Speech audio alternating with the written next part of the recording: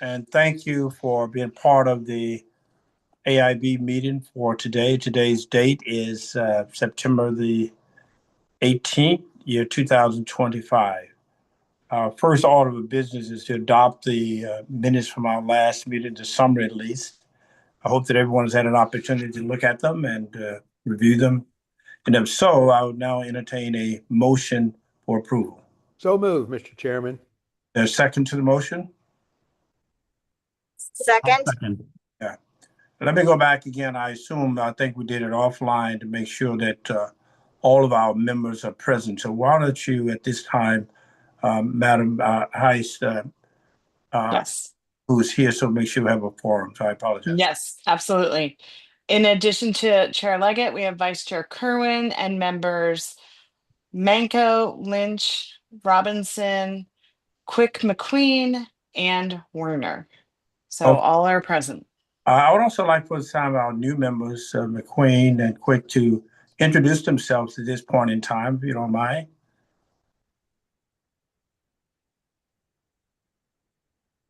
Hi, Go ahead. Hi, good afternoon. My name is Katina Quick McQueen. I am honored and humbled to be here joining the AIB as a new board member. I look forward to all of our communications and collaborations as we embark on this important work. Thank you. And Madam Warner, are you there? Yep, I'm here. Hi, everybody. I second that. I'm very honored to be here. Looking forward to the work that we'll be able to do together. My name's Robin Werner, and yeah, I'm from Talbot County. Thank you. Okay, Talbot County, and I'm not sure you indicated where you're from geographically, Ms. McQueen. Yes, St. Mary's County. Mary's County. Thank you. Thank you very much. The reason I would ask that question because one of the questions we had before for the AIB was having geographical diversity, and I'm so delighted to see from the two areas that you just mentioned that I think helps to complement the overall board geographically. So welcome aboard. We look forward to your work. You have a great reputation, and I know that you make a strong contribution there too. Let me also thank our staff. This is the first time we've gotten together for a month or two. But there's an awful lot that has occurred over the last couple of months, and I want to thank the staff again, especially Madam Heiss and our attorney for all the work that they've accomplished, and the entire staff. We've had a number of meetings, engagements over the last several months, and to thank them, I think, is an understatement in terms of the work that they've performed so far. We have a full agenda. Thank you, Mr. Chair. Before you move on, we do need to take the formal vote on adopting the last meeting summary. Yes. I have to go It back. was seconded. It was moved and seconded. The reason we didn't vote on it, I wanted to go back to make sure we had a quorum. Yep. So all in favor of the approval of the summary, please indicate by saying aye. Aye. Any negatives? Hearing none, the motion is approved. I think we have a number of guests with us today. We'd like to give a few comments. I don't have the names before, so why don't you call them? Yes, happy to do that. The first, for public comment, we do have 4 who have signed up, and the first is Daniela Helton, and I see her. So please begin. Okay, thank you. Good afternoon, members of the AIB. My name is Daniela Helton, and I am a nationally board certified school counselor at Little Bennett Elementary School in Montgomery County, Maryland. And I represent the interests of many of my fellow elementary school counselors in my county. I have been a counselor for 22 years, and every day I see how high caseloads affect students. Maryland averages 307 students for every counselor, but in Montgomery County, some schools are far higher, leaving counselors with 600 or even 700 students each. At this ratio, no matter how hard we work, students who need us most inevitably fall through the cracks. My colleagues and I feel that this is not just a workforce challenge, it is an equity crisis. The critical counselor to student ratio, originally discussed in June 2024 as part of the Alignment of Education Plan metrics and proposed targets by AIB and the state board, was held for further discussion, but was never acted upon. Ended up being included in MSDE's draft strategic plan update in May 2025, but then dropped in July 2025. On August 26th, the state board voted to adopt the goal of ensuring at least 2 full-time student support professionals in every school as part of the MSDE strategic plan update. This is a huge concern. I also want to speak about national board certification. I became an NBCT in 2009 to strengthen my practice and impact student outcomes. For example, I run a daily intervention group for students with chronic absences, and because of that work, they now attend school regularly and arrive on time. Yet, despite the blueprint recognizing counselors as eligible for the NBC salary incentive, my district does not honor it, and only 15 NBCT counselors in Montgomery County are left out. While other educators receive the benefit, in addition, my district continues to promote the NBCT certification process, and each year, more educators continue to receive the salary enhancement. The Blueprint Comprehensive Implementation Plan, page 99, directs AIB and MSDE to develop guidance for the LEAs on NBC eligibility for counselors. But AIB staff acknowledged in July that until statutory changes to the Title VI of the education article are made to incorporate school counselors into the career ladder for educators, that guidance cannot move forward. Therefore, I urge you to, 1, follow up on the student to counselor ratio that has been held for further discussion by AIB and MSBE as part of the Alignment of Education Plan metrics and proposed targets since June 2024, given the state board's recent actions.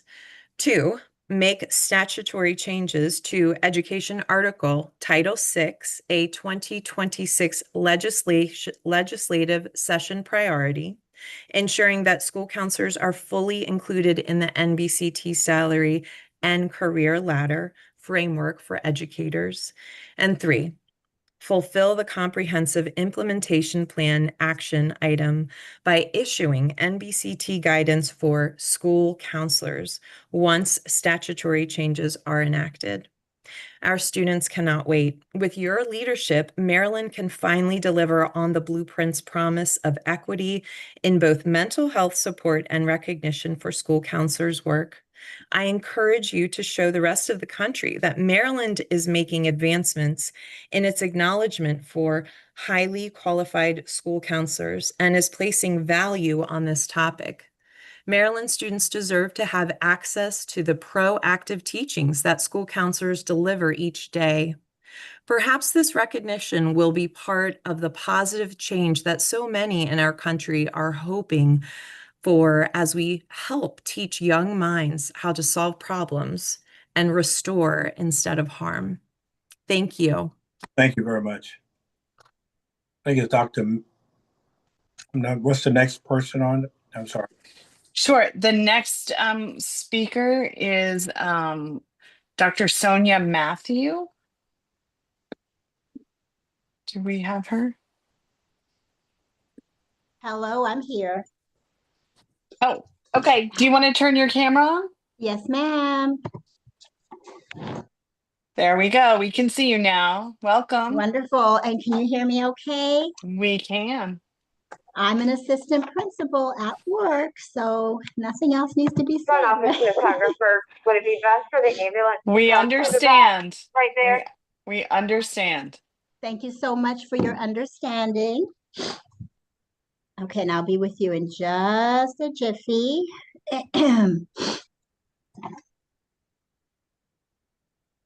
All righty.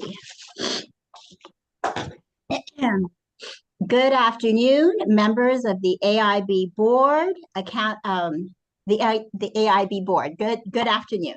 My name is Dr. Sonia Matthew, and I am an assistant principal and a proud national board certified teacher. I'm here to advocate for the national board certification process as an essential professional learning journey for our school leaders across the state of Maryland. Too often, we evaluate leadership with a checklist. However, true leadership requires a framework for continuous reflection and growth. The National Board Certification process provides this framework, offering consistent standards and fostering a commitment to ongoing professional learning. The maintenance of certification process required every 5 years ensures that this journey is continuous. My own national board training has equipped me with the tools to coach my teachers as an instructional leader in my building. For example, just last week, instead of telling one of our third grade teachers to ask better questions about multiplication, we focused on the enduring understanding she wanted students to have. We then created a formative assessment. It was a multiplication scavenger hunt that gave her concrete data to adapt her teaching. This resulted in a more profound impact on her students' learning. This is the difference between simply rating an educator and truly empowering a professional to grow. National Board Certification provides leaders with the tools to coach for true instructional transformation, not just compliance. Investing in this certification builds teachers who are reflective, data-driven, and focused on deep student-centered learning. I thank you so much I do have one more thing, I'm sorry. Multitasking. I first pursued this certification to be the best for my students back in 2016 when I became a proud National Board Certified teacher. Now, as an assistant principal who has been out of the classroom for almost a decade, I can be the best for my teachers, who in turn impact countless students. I urge you to support principals and aspiring leaders to become National Board Certified. It is an investment in the foundational leadership that will drive real and lasting change across our schools in Maryland. Thank you so much for this opportunity. Thank you. The Peter Dayton. Leadership that will.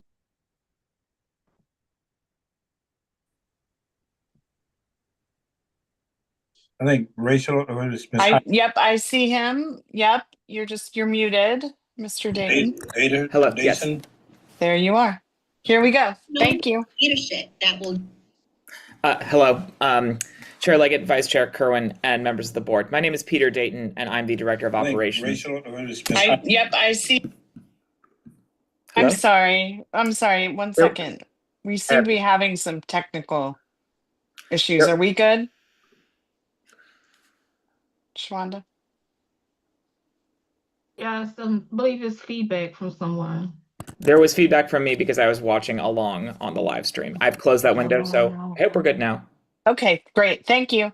Thank Go you ahead. for your indulgence here. Chair Leggett, Vice Chair Kerwin, and members of the board. My name is Peter Dayton, and I'm the Director of Operations at Arts Education in Maryland Schools. We advocate for equitable access to high-quality arts education for Maryland's public school students, and we are grateful for the AIB's demonstrated support for the arts as a critical component of a world-class education in the Blueprint Comprehensive Implementation Plans.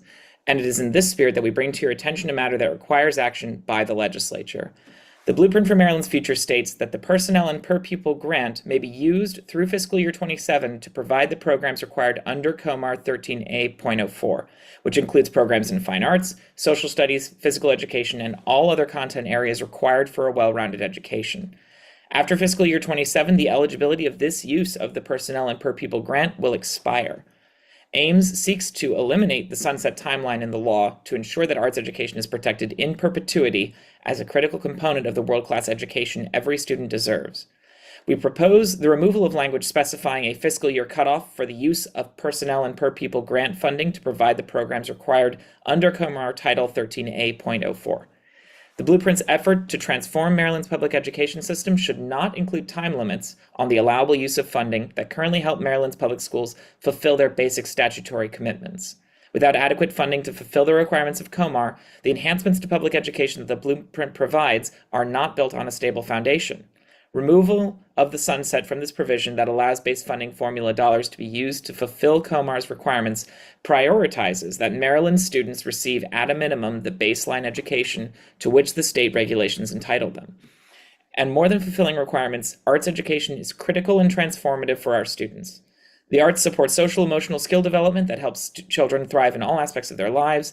Learning an arts discipline boosts neuroplasticity, producing long-lasting impacts on the brain, and the arts are essential for college and career readiness, strengthening students' problem-solving and critical thinking skills applicable to any path, including a collegiate or professional pathway in the arts. Through an amendment to the Blueprint, we believe that Maryland can maintain the statutory foundation of a well-rounded education so that the Blueprint can enhance it even further. We appreciate being in partnership with you and look forward to further collaboration in building better education policies for all Maryland students. Thank you. Thank you.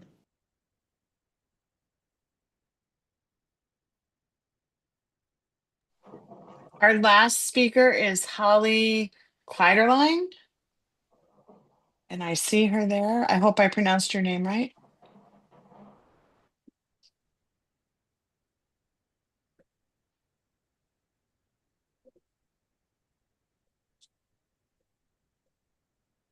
And a national. Oh. Can anyone else hear her? No. Okay. Is she muted? No. Do you want to try again? Can you hear me now? Yes. Okay. All right. Thank you. Take two. Good afternoon, members of the AIB. My name is Holly Kleiderlein. I am the legislative chair for the Maryland School Counselor Association, MASCA, and a national board certified teacher in school counseling in Anne Arundel County. MASCA acknowledges the state board's August 26th vote adopting the MSTE strategic plan update. Ensuring at least 2 full-time student support professionals in every school is a step forward, but falls short of the Blueprint's intent. The critical student-to-counselor ratio metric, originally discussed in June 2024 by the AIB and the state board, but held for further discussion, was included in MSTE's strategic plan update, but then dropped. Maryland averages 307 students per counselor, with some schools above 1,000 to 1. My own advocacy journey started when I was the only counselor for over 700 students. This is not just a workforce issue, it is an equity crisis for students. MASCA also acknowledges that the AIB has taken steps on the NBCT issue for school counselors, but further progress is needed. At your July 24th meeting, the AIB highlighted the need to develop guidance for LEAs regarding national board certification for school counselors and the requirements for the salary increase. Board staff indicated that statutory changes to Title VI of the Education article are required to incorporate school counselors into the career ladder, making this a part of your 2026 legislative session priorities. Staff acknowledged that once the statutory change is made, AIB and MSTE can follow up by issuing that long overdue guidance. Anne Arundel County is stepping up for student mental health and career preparedness by providing the salary enhancement to the 8 current school counselor NBCTs. It wasn't easy. The superintendent did not include it in his original budget because it was not a Blueprint mandate. We testified before our board and they added it as a budget amendment. It passed 8-0, and several indicated they were tired of waiting for the state to do the right thing. The county executive removed it from the budget because it was not a Blueprint mandate. So we went before the county council, who voted across party lines to add it again as a budget amendment. However, we are still in a state of uncertainty. Will Anne Arundel County honor the salary enhancement beyond this year? What will they do for the two of us waiting on maintenance of certification results? We don't know.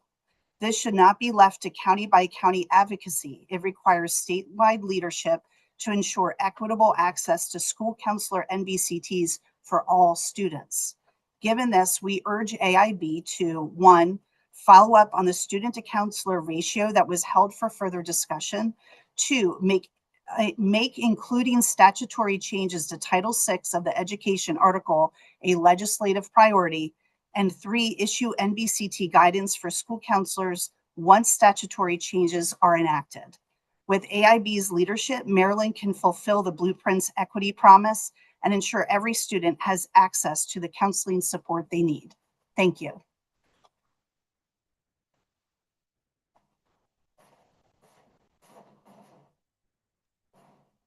Thank you so much. Mr. Chair, if you're speaking, you're muted. Yeah, are there any further speakers, any additional speakers? No, that is the end of public comment. Thank you. Thank you.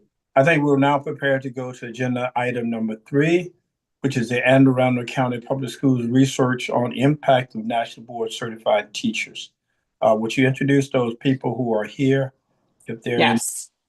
Rachel Amstutz, our policy director, is going to do the introductions. right. Good afternoon. I am excited and honored to be able to introduce my former colleagues in district.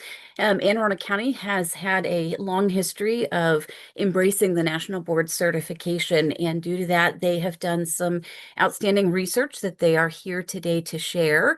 I'm going to turn it over to their Blueprint coordinator, Shannon Pugh, to introduce the team that's joining us today.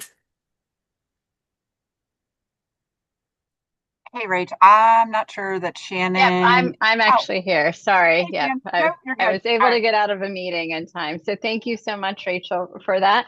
I am simply here to introduce the amazing research team at Anne Arundel County Public Schools, led by Dr. Kelly Katzenberger, our Chief Accountability Officer.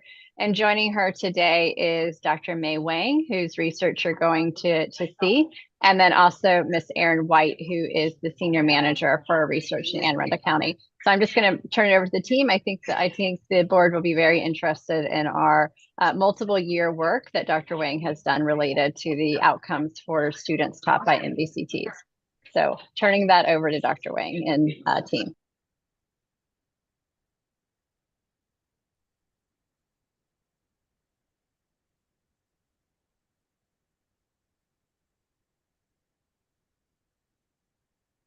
Hi, good afternoon. My name is May Wang. Thanks for the opportunity for me to share our NB research outcomes with you all. We started the NBCT research about 15 years ago. The first year, we only compare the NBCT students' performance with non-NBCT students' performance. And from the second year of our NBCT research, thanks to MSD provided student group, MSA student group percentile, the SGP, which allow us to compare NBCT students growth with non-NBCT student growth. So I'm going to show you a few highlights of our research over the past 15 years. So the most recent one was done using the MCAP SGP from the 2022 and 23 school year. This research was actually presented in this year's AI conference. So from this research, we noticed that the NBCT students have higher growth than non-NBCT teachers' growth across ethnicity and special service group. In addition to that, we also noticed that the growth gap between farms and non-farm students of NBCT was actually lower than the gap between farms and non-farm students of non-NBCT. So from this chart that you could compare side to side different colors. The red color is for the NBCT, and the blue colors were for the student growth, median student growth percentile of the non-MBCT. So we can see that all the MBCT teachers students have higher, no matter funds or non-funds, they have higher growth than the students, funds or non-fund students of non-MBCT. We can also see the gap was lower for the MBCT. The gap between funds and non-funds was lower for the MBCT than the gap between non-funds and funds of non-MBCT. And same thing, we could see a similar outcome for the African American and the Hispanic, particularly the growth gap between African American students and white students of MBCT was also lower than the growth gap between African American student and white student of non-MBCT. And the outcome occur for both math and ELA content area. So in 2013-14 school year, we were wondering whether the MBCT were more effective using our TPE, which is the Teacher Principal Evaluation Ratings. And then we could see from this chart that actually 90% of MBCT were rated as highly effective, while the countywide, about 75% of teachers were highly effective. So during the MSA generations, same thing, we see a very good outcome for the MBCT teachers. So we could see that MBCT teacher students have a higher growth on MSA than the non-MBCT students. And then that was true across all the grade level and in multiple years.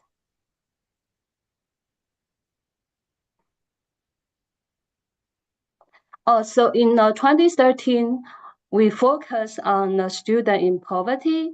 The outcome was also presented at the AIA conference as well. At that time, we found that the MBCT teachers does have positive impact for students in poverty for both 2 years that we try to analyze. And then even if we only focus on the lower achieving schools, so this chart shows that in our county, the lower performing schools, the MBCT still show positive outcomes in terms of student growth on both math and reading. Okay, so the last slide was actually our first study. And at that time, we only look at the we control the school characteristic and some student demographic. And for example, this is the outcome from 2 high-performing schools in our county. So School A and School B, both schools has very few minority students in their calculus class. Both calculus class in the School A were MBC certified, while the 4 calculus teachers in the School B, none of them were certified, both national board certified. Even though School A has just a few more minority students in the calculus class, their AP exam was actually better, outcome was better than School B. So the bottom table that you could see the percentage of students scoring higher than 3 in School A was a lot higher than the percentage of students scoring 3 or higher in School B. So, and then the A school has certified MBCT teacher taught calculus, while the School B, none of the calculus teachers were board certified at that time. Okay, this concluded the summary. Thank you. Thank you.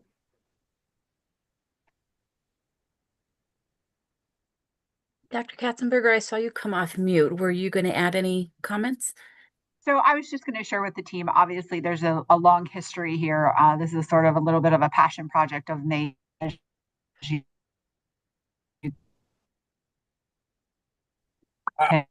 losing you.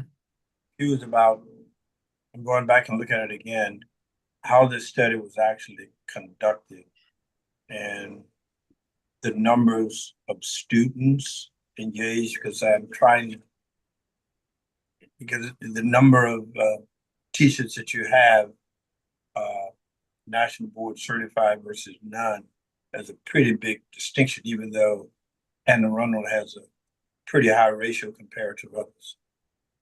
So I was trying to figure out how the study itself was actually conducted.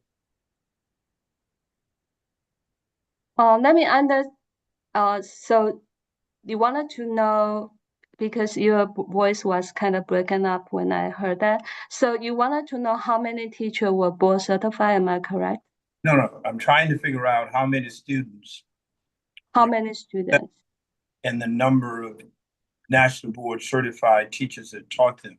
Was it all the national board certified, or was it some classes? How was that actually conducted? How was that study conducted? Okay, so we look at only math and reading, and then mostly only the elementary, middle school, because only these two school levels teach students were given the student growth percentile from 4th grade to 8th grade. So we did include everyone. Everyone certified in math, teaching math or teaching, elementary level, or they certified in the ELA. Everyone certified we did not exclude anyone. So every teachers, every student, as long as students have the SGP, they were included. Good. Could you provide us with, I think the chair is asking about the methodology for the study, the number of national board certified teachers that were part of the study who you were looking at the results of their students. So if you could share that, if either now, or I think we might have it. I think one of the chart is, let me, hold on, please. One of the chart I did show the counts. Let's see. I do have, my original does have all the counts here. Let me find it. See if I can share. I can also note for our members, while Dr. Wang's pulling that up, members and the public, that we do have these documents available on the website to include a presentation and an abstract and these slides, if anybody would like to look at those.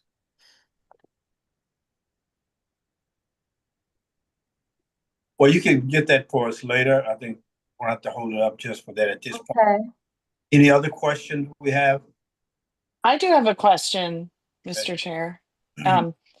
I just was wondering, I know you described, you looked at free and reduced price meal students versus non, as well as different race, ethnicity of students. I was wondering if this study included multilingual learners or students with disabilities and comparing their performance. Yes, we did. And then all student groups show a positive MBCT outcome. That would be, if you could share that data, that would be, if we don't have it already, that would be great. Okay. So let's look at this chart one more time here.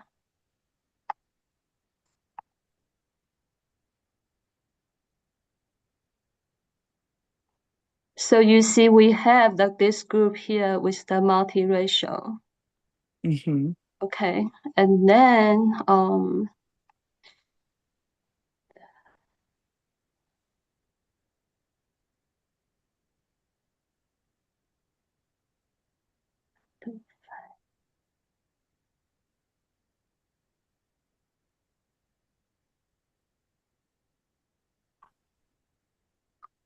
We can also, Dr. Wang is pulling that up. We can also send her full report. She usually has a really pretty thick technical report that she does with each version of this that we can send in for posting as well.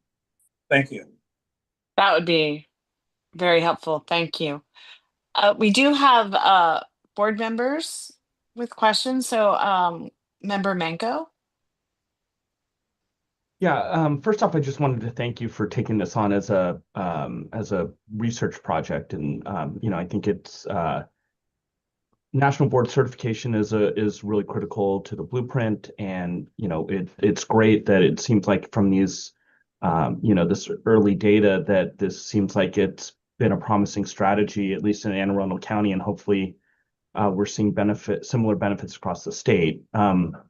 My question was, moving forward, are there additional lines of research that you're exploring as it relates to national board certification? And I think in particular, for me, one of the areas of interest that it seems like it wouldn't be too hard to isolate is just data around teacher retention, especially now with the salary supplement. If the presumption is that national board certified teachers are high performing educators that we would like to keep in the system, and we would like to help prevent churn, and we'd like to keep them, even if they're extending their teaching careers for 2, 3, 5 years beyond what they would have if the salary supplement wasn't available. That's a huge benefit to our students. So just wondering if you have any data on that, or if that or other things are lines of research that you're potentially looking at in the future. And thank you again for all your work. It's really phenomenal, and we appreciate you taking this on as a research project. I have not looked at the teacher retention rate for the MPCT compared to non-MPCT, but this is something that I could, possibly to take a look in the future. Yeah, thank you so much. Thank you. I'm sorry, my screen froze, and I'm not sure how Dr. Wang responded, but we are very curious with the number of increased MBCTs, particularly in our district, to see if that, because we do have the historical data and the trend data there, to see if those trends continue with the increase in the number of teachers who are MBCT certified. Yeah, thank you so much. Dr. Lynch? Thank you. Yeah, I am very appreciative. We long have questions about how we are actually starting to link elements of teaching and sort of teacher competency profiles with student outcomes. And so I think this is exciting work to start to think about, because certainly we want to make sure that things that we are investing in are the right things that are actually making a difference in student achievement. So I really do appreciate that. I am really looking forward to seeing your full report, and I apologize if it's in my inbox and I haven't had a chance to dig in, because I'm interested in sort of how these, what the methodology was, where the students matched, according to get demographics and prior learning. What is the growth rate of students versus just the general pass rate of students? In part because what we hear time and time again is that our nationally board certified teachers are generally not also selecting to go into those high needs schools. And so sometimes we're seeing that nationally board certified teachers are getting outcomes, but they're getting outcomes in schools that already have high performing opportunities. And so, I think one of the challenges as we start to look at this data will be to make sure that we are very carefully matching our students in our methodology to account for some of that. So I'm really looking forward to that. And I missed if you had named the schools that you had used as your comparisons in this original, because I apologize, I was also transitioning. So did you name the schools that you had used in that match? Yes, they had 2 schools that have similar demographic. They are 15 years ago, they were not very diverse, but things has been different. Yeah. So I chose the 2 schools only because they have similar demographic, very close performance, both for high achieving schools. And it was, one school has certified MBCT, but the other school didn't have MBCT on calculus. So I thought that was a good comparison. Well, ideally we should use the growth rather than performance, because when we use performance, we really need to look at students.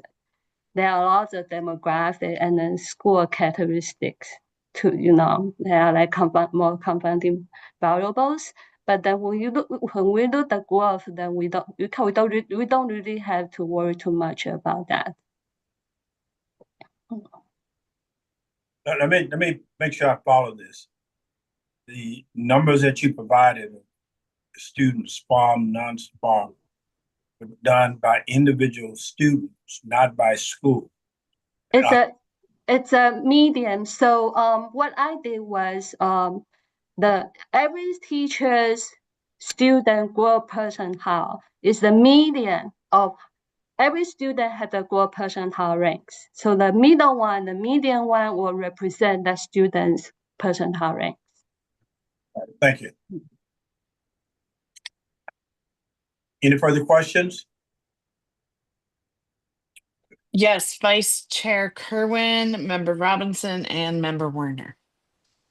Yes. Well, I just want to add my thanks both to you, Dr. Wang, and to the county for investing in this kind of research. I'm not aware this is a common practice in the other LEAs, but it's very impressive, and I want to thank you for thank the county for having you do this kind of work, but you for the excellent work.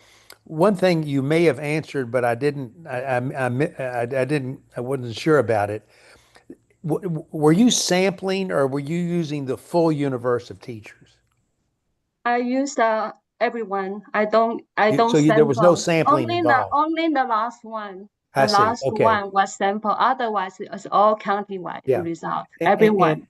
and what is the most recent year for which you've done this analysis? It would be the 22-23 data. Uh-huh. And will you continue to do this going forward, or are you going to move on to other things? And if you are moving on to other things, I'm I'm impressed by what you've done already. What are you thinking about? What are some of your future research projects? Well, actually, I only highlighted a few research we did in our county. There were other smaller questions, like, for example, to teach what MBCT more effective during application or the first year or a few years later. So that we did that before, but I feel I can expand that. So what I meant was we wanted to know whether MBCT teacher remain effective no matter how long they taught, whether their license will renew or not renew. I see. Not the license, the MBC certificate, renew or not renew, those things. Of course, we also wanted to focus on even more school in poverty. I mean, kind of control school, looking at the school, whether the MBCT teacher has better or more effective than the MBCT. Thank you very much. Okay. I think just to follow up on May's comment, I think just the sheer number of increase of MBC teachers within the past few years will really give us a good pool of teachers to really start to look across that poverty lens as well, because we know from looking at our data that we really have tried to do a nice job. And I think the way that the blueprint is set up, right, it really incentivizes teachers to go to those high poverty schools. So we are really looking at digging into that a little bit further as well. Awesome. We have a few more questions here. Member Robinson. Thank you. Again, as my colleagues have shared, I'm just really appreciative of this work that you've done. Ever since I saw this on the agenda, I've been excited and really I'm anticipating hearing from you all. As some people probably know, I'm also a national board certified teacher, and I teach mathematics, and I do teach at a school where there's a lot of need, I'll put it that way. And so the results that you shared, especially around I guess the decreasing gap among ethnic groups, and then also among students who are experiencing poverty. I think those are really remarkable and encouraging for me personally, but also for the state of Maryland. What I wanted to ask was, part of it's already been asked. I think it was Executive Director Heiss who brought up students with disabilities and English language learners, and you said that those increases were similar. I also was wondering about when you look at community schools in particular, since that's another area, another outcome that we kind of differentiate our work. So like if you noticed any kind of, I guess, any differences when they're in community school, if there's any extra bump because of community school support funding, I'm curious about that.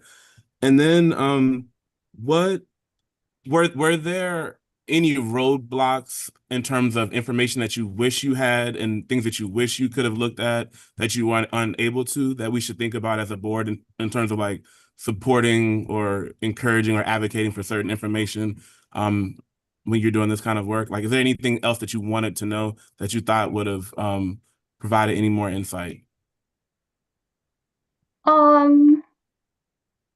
Well, in our county, I think I have sufficient data to do the research for our county. I would say if I wanted to ask more data, would be maybe looking at other counties to compare. Yeah, but I don't know how likely that can be shared with. And that's your research project right there, Robinson. National board certified.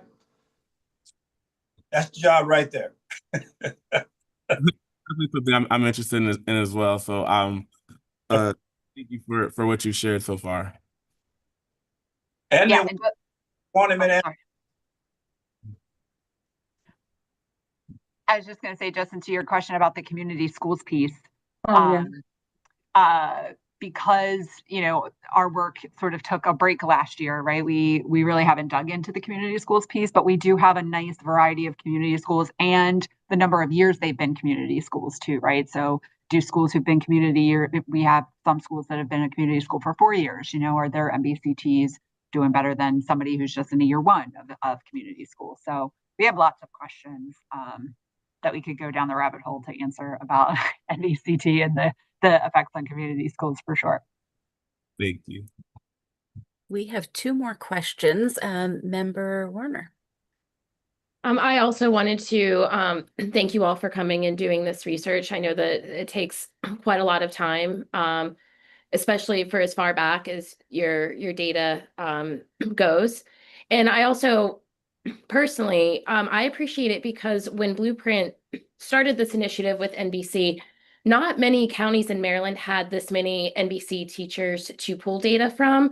So I appreciate the Anne Arundel because you did have quite a few in your population of teachers.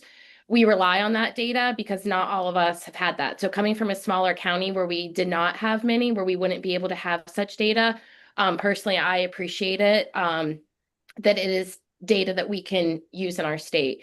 My question is regarding, and I know that Member Lynch kind of touched on this a little bit when it comes to how teachers are placed with need. So since your study went for such a long period of time, was there any strategy along the way, not necessarily for putting teachers in a different building, but when it came to student placement, did you find along the way that as you had more NBC teachers in your schools, that there was some maybe strategy or intentionality where how students were enrolled or rostered with the teachers that were NBC? No, I can tag in on that. We really up until Blueprint and really sort of incentivizing MBCTs to be at high need schools, we really had just sort of had a generic sort of outreach to all teachers to get that MBCT certification. And really sometimes what we were finding is that it was, you know, 2 or 3 really good friends that were at a school, right, that wanted to go through that process together. And so it was really hit or miss. It really didn't have any teeth as far as like why particular schools or teachers from certain particular schools decided to get MBCT certification. But I do think the increase in the incentivization of Blueprint of getting that certification. We also are working on a career ladder, you know, to incentivize folks to go down that pathway of MBCT as well. So hopefully we'll see some, and we do, if we look at kind of where those MBCT teachers are right now, we do, I'm pretty sure if Shannon's on here, she'll correct me if I'm wrong. at least there's one in every school.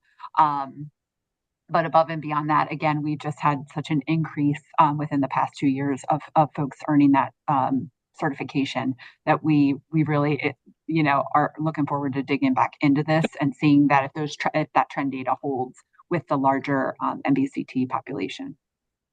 And Ms. Werner, if I could add in, not exactly to your question about intentionality of students, of rostering students, but to just build off of what Dr. Katzenberger was saying, we've been very intentional about where we're offering school-based cohorts for teachers who are interested in going through MBCT. So we are specifically identifying schools that are either identified as low performing, identified for concentration of poverty grant, or some of our special centers that have a variety of groups of students there. So we have been very intentional about the supports to grow our MBCTs there. Over the last 3 years, I've counted a couple dozen teachers who have MBCTs who have gone from non-low performing schools to low performing schools. But our approach here in Anne Arundel County, specifically with our career ladder, is to grow the teachers that are in that school to that achievement. And instead of trying to place teachers in places that they might not be the best fit or they might not want to be there. So really focusing on building the incredible enthusiasm we have at some of those schools to go through the process.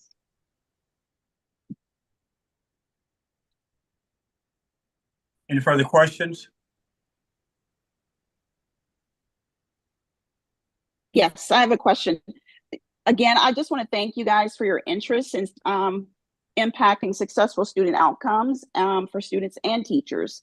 I did have a question, and some of them were answered already, but I was just thinking as you're going through this and you continue with your research, because it is tremendous in scope and a lot of things that you have to do, and I agree you have to be intentional. But have you been able to gather enough data with enough teachers, MBC teachers in a school, where you can track to see how they were impacted if a student had an MBC teacher each year of elementary or each year of middle or each year of high, to see those outcomes there? So we don't do this every year, but we did quite a few years. So it's not continuously every year. So during MSA year, in the 2010-11, we did 3 years in a row, but then we stopped. Part of that because the MSA was gone, we used the park, and then later we had this MCAP, and then luckily the MCAP also have this SGP provided from the MSD, but otherwise we don't really compare every year. But the 2010-11 to 2012-13, that was the only time we do this. We did this year, and then every year we see this positive impact. I have one real quick question, Rachel. Something just occurred to me. I mean, this is very compelling data showing statistically that NBC teachers are getting better results. What would be really interesting if you could compare an individual teacher before they got the board certification and after they got the board certification. That would be almost the most compelling evidence of the value of the MBC. Is that something you've ever thought about? That's a very good question. I have not done that, but we can do this in the future. I would really be interesting in that, because that would, one could argue that the NBC teachers today were getting better results before they were NBC teachers. In theory, you could make that case. You could at least throw that out as a hypothesis. Right. But if there was some way of looking at the results of NBC teachers as a group before and after, I think that would be an interesting thing to do. But anyway, again, I just want to thank you for your very good work. Thank you. Vice Chair Kerwin, I think you've set up a bunch of doctoral topics for many folks listening to this meeting.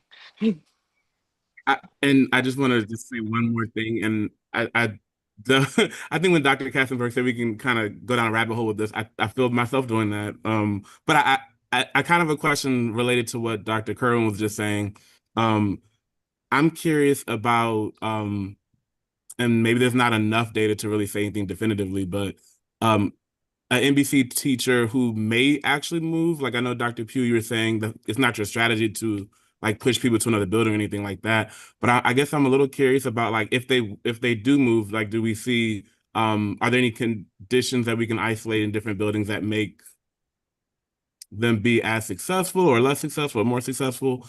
Just kind of once someone's NBCT and they operate in different buildings, like how do we know or what are some lessons we can learn about their performance in different buildings over time? So just I'm just curious about that. But I think what Dr. Kerwin said is also interesting about what about before they were even NBCTs? I know before I was an NBCT, I like to think I was still a good teacher, but obviously the process makes you be more reflective and all those great things that help you become even better teacher. So again, thank you. But if you go down this rabbit hole and you want to talk some more, please come back or put me on a Zoom call with you. I just want to hear everything. Thank you so much again. Mr. Robinson, this certainly isn't the little bit more anecdotal than what Dr. Wayne could certainly do. But one of our high schools that was able to recruit the most number of MBCTs to the high school, because the principal at the time was very outgoing and met, and got the list of MBCTs in the entire county when he became was on the low performing list and went out and recruited. I will tell you that school, it's very doubtful that they will stay on that list for next year because the number, and once again, I'm also an MBCT, so I always, I probably have a little bit of bias there, but the school is just doing so well. And I think part of it is the number of MBCTs, but I also think what they did when they came to the school was create a culture of everyone who is eligible. So they also have like 15 teachers right now going through the process. So I also think that leads to more collaboration, more reflective practices and things like that. But certainly not the level that Dr. Wayne could look at that, but just anecdotally looking at one particular high school that has had a huge growth in MBCTs and, preparing that staff that if you're not certified now, you're probably not going to get the $7,000 because the school's coming off the list. So anyway, there's that piece. But thank you for the question and just a great team. So thanks. Thank you. Thank you. Thank you so much for joining us today. We clearly are very interested in the topic and appreciate your time and willingness to share it with us. Okay, thank you very much for an excellent presentation. We're now going to agenda item number 5, which is our legislative recommendation for 2026. I'm going to call on our executive director, Ms. Heiss. Mr. Chair, I'm not sure what happened to the agenda, but item 4 is missing. There is an item 4, and it is another presentation from the University of Maryland College Park with Professor Blazer and I know. I thought maybe they've been taken off. I'm not sure. I don't know what happened, but I believe that we do have Are they here? Dr. Blazer and Dr. Bill to do this presentation. Are they here? Are they Yes, here? we're here. Okay. Yes. I apologize. Our apologies. And I believe you all have slides to share. Is that correct? Yes, I'm getting those set up right now. Wonderful. Thank you.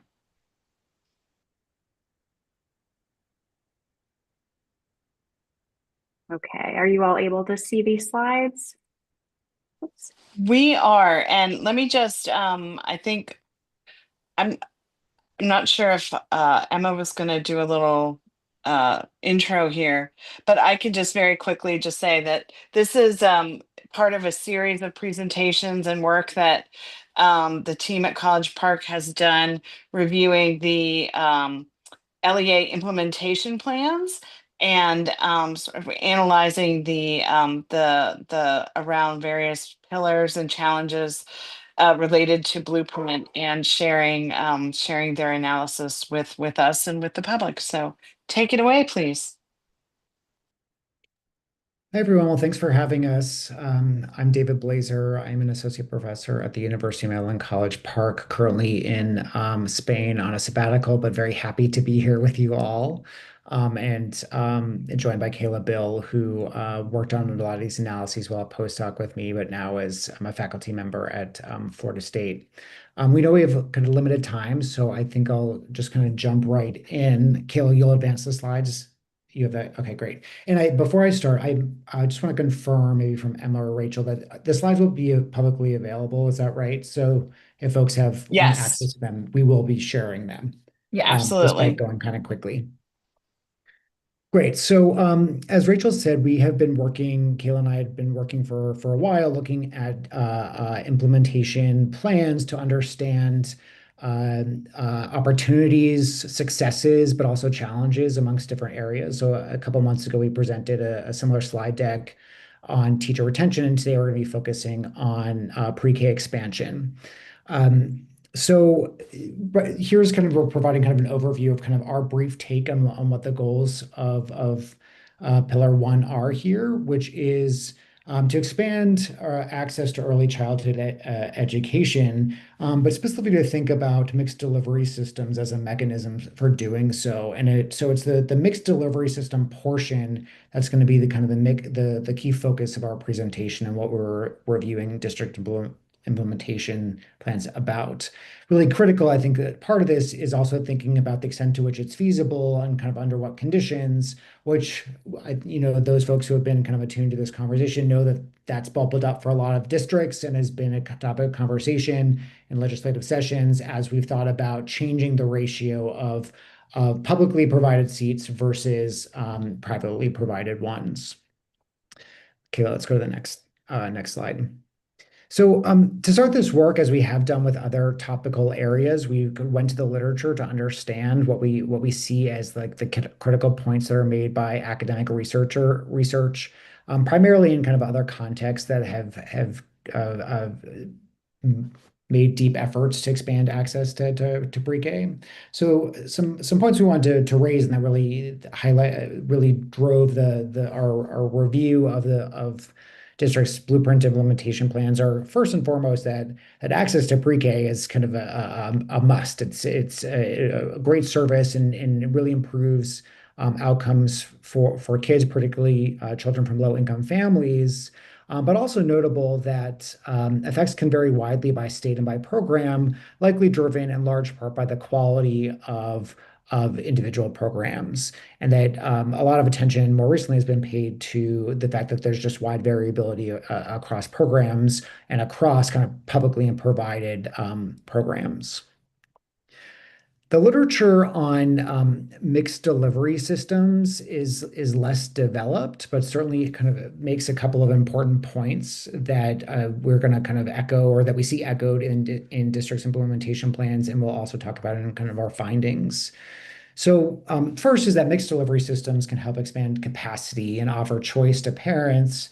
It may also provide the sorts of high quality services that as a state we're looking for children. Let's go to the next slide.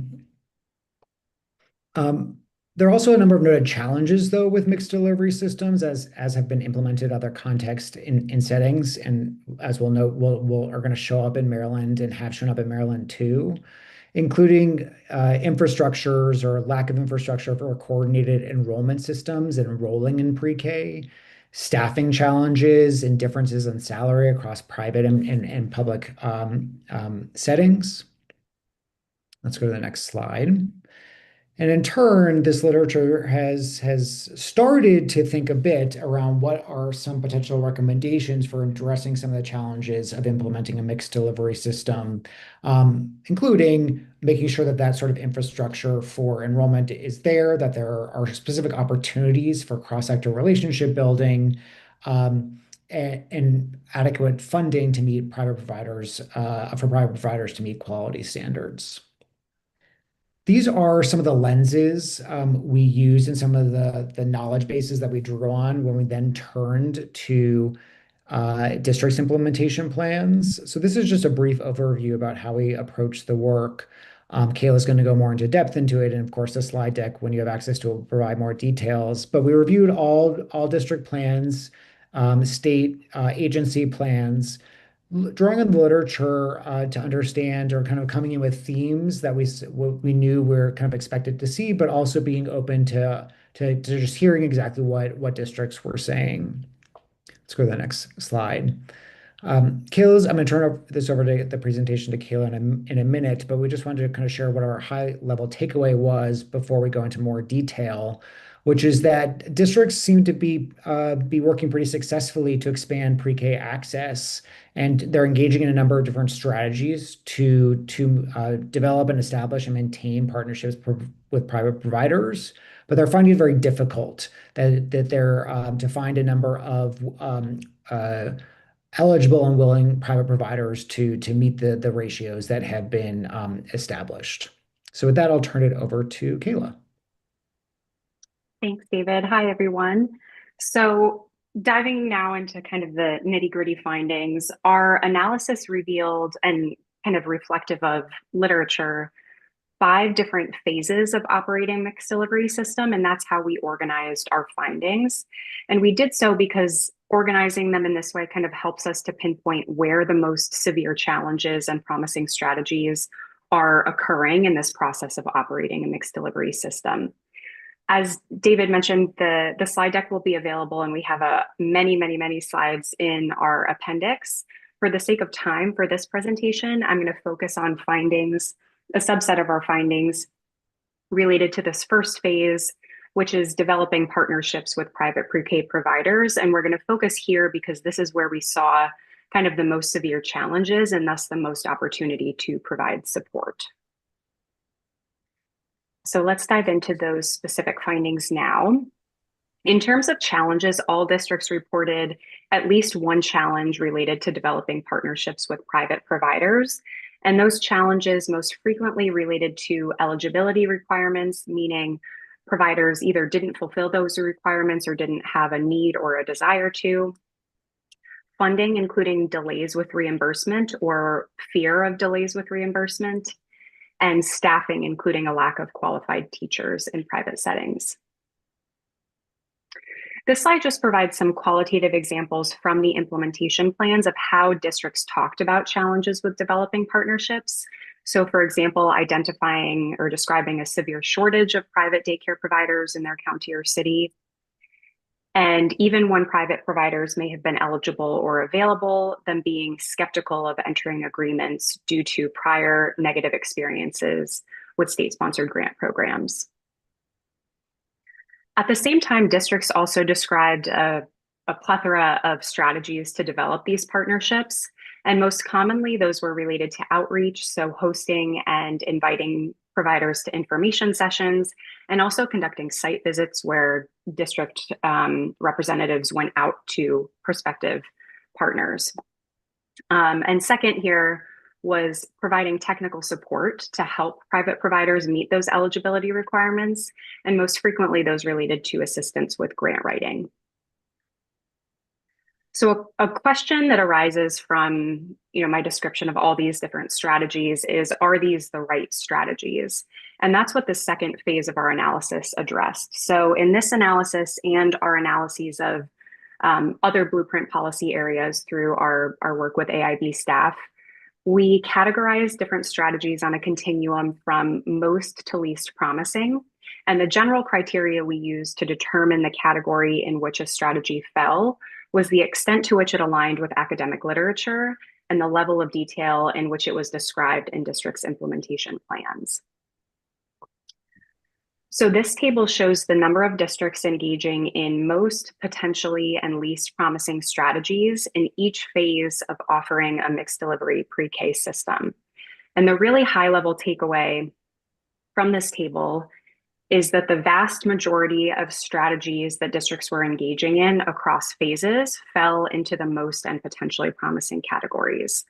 Again, our more detailed findings, including qualitative examples, are all in our appendix, but for the sake of time, I'm going to spend just a few more minutes doing a deeper dive into this first phase of developing partnerships with private providers.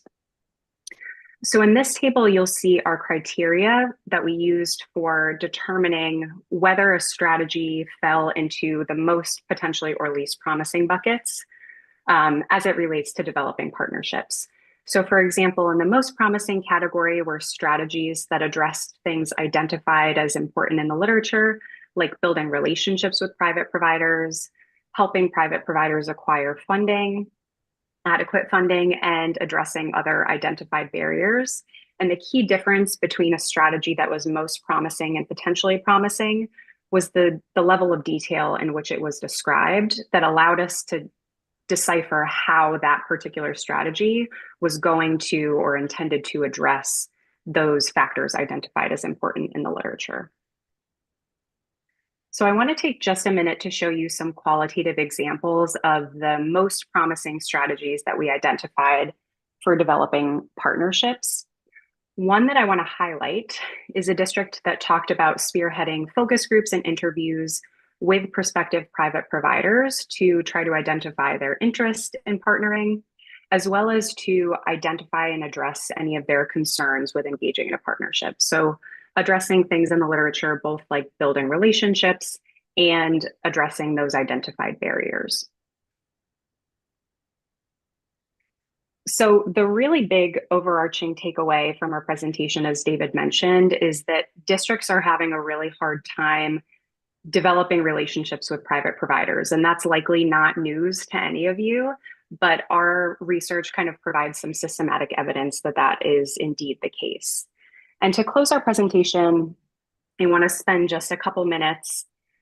I'm checking on time because I know we're tight on time today. A couple minutes talking through what we see as some future directions for the AIB based on our findings. So, and there are a lot on the slides, I'm just going to highlight a few. So first is that our research points to some kind of big considerations or questions to think through, like what ratios of public and private providers are feasible given limited private provider eligibility, and what additional state investments could incentivize and support private provider participation. And we know that folks on this call and elsewhere are already thinking through these questions and even addressing them through things like HB 1441 and calls for MSDE to provide more technical support. Our research just reaffirms the importance of continuing to kind of explore and consider how to address these issues. Second, our research points to areas where AIB staff could collect some really important additional information from districts about what's happening on the ground. So for example, things aligned with the literature, like how they are trying to build relationships with private providers, which is sort of the bedrock of a successful mixed delivery system. And finally, we recommend collecting more detailed information about how districts are ensuring that pre-K classrooms across settings are both diverse and providing equitable access to high-quality teachers, resources, and services. And this is particularly important given recent evidence that mixed delivery systems tend to foster segregation and opportunity gaps across settings, which of course is in conflict with the spirit and the goals of the blueprint. That is our presentation. So I'm going to pause there for Q&A. Are there any questions? Thank you very much, Ms. Bill. I do see Member Werner's hand, and but just before I acknowledge, and I also see Britt's hand, Vice Chair's hand. I also want to just let everyone know that the presentation is on the website now and available to everyone. Member Werner? Thank you all for this work. I mean, this is a tremendous amount of research and is much needed as we know how important this partnership is for our pre-K students. My question is, so working in an LEA and having the opportunity to work closely with early childhood in my district, we call on the Eastern Shore, when it comes to private providers, it's also known as childcare deserts. And that is a significant issue with the demographics sometimes, or geographically, I should say, of some of the distance between where our private providers are and our schools, and just the availability. So I'm just wondering in your research, like if you're noticing any correlation to those deserts, for lack of a better word, across our state. Absolutely. We didn't go there was a lot going on in our analysis, as I think you could probably tell. We did not go so far as to look at differences across contexts, but one thing that emerged as a pattern is those childcare deserts. Like they're having more districts in those areas, or LEAs are having more trouble building partnerships because partners just aren't there or aren't eligible. So that certainly came through. I mean, another kind of, I think, just theme that came up or something that we had in a slide but kind of skimmed over a little bit is questions around like the extent to which there needs to be variation in what is asked of different districts, given that access to private providers varies across the state, right? It does not look the same in all contexts, and that certainly came through in the plans as we were reviewing the plans and in our findings, and it's in the slides as well.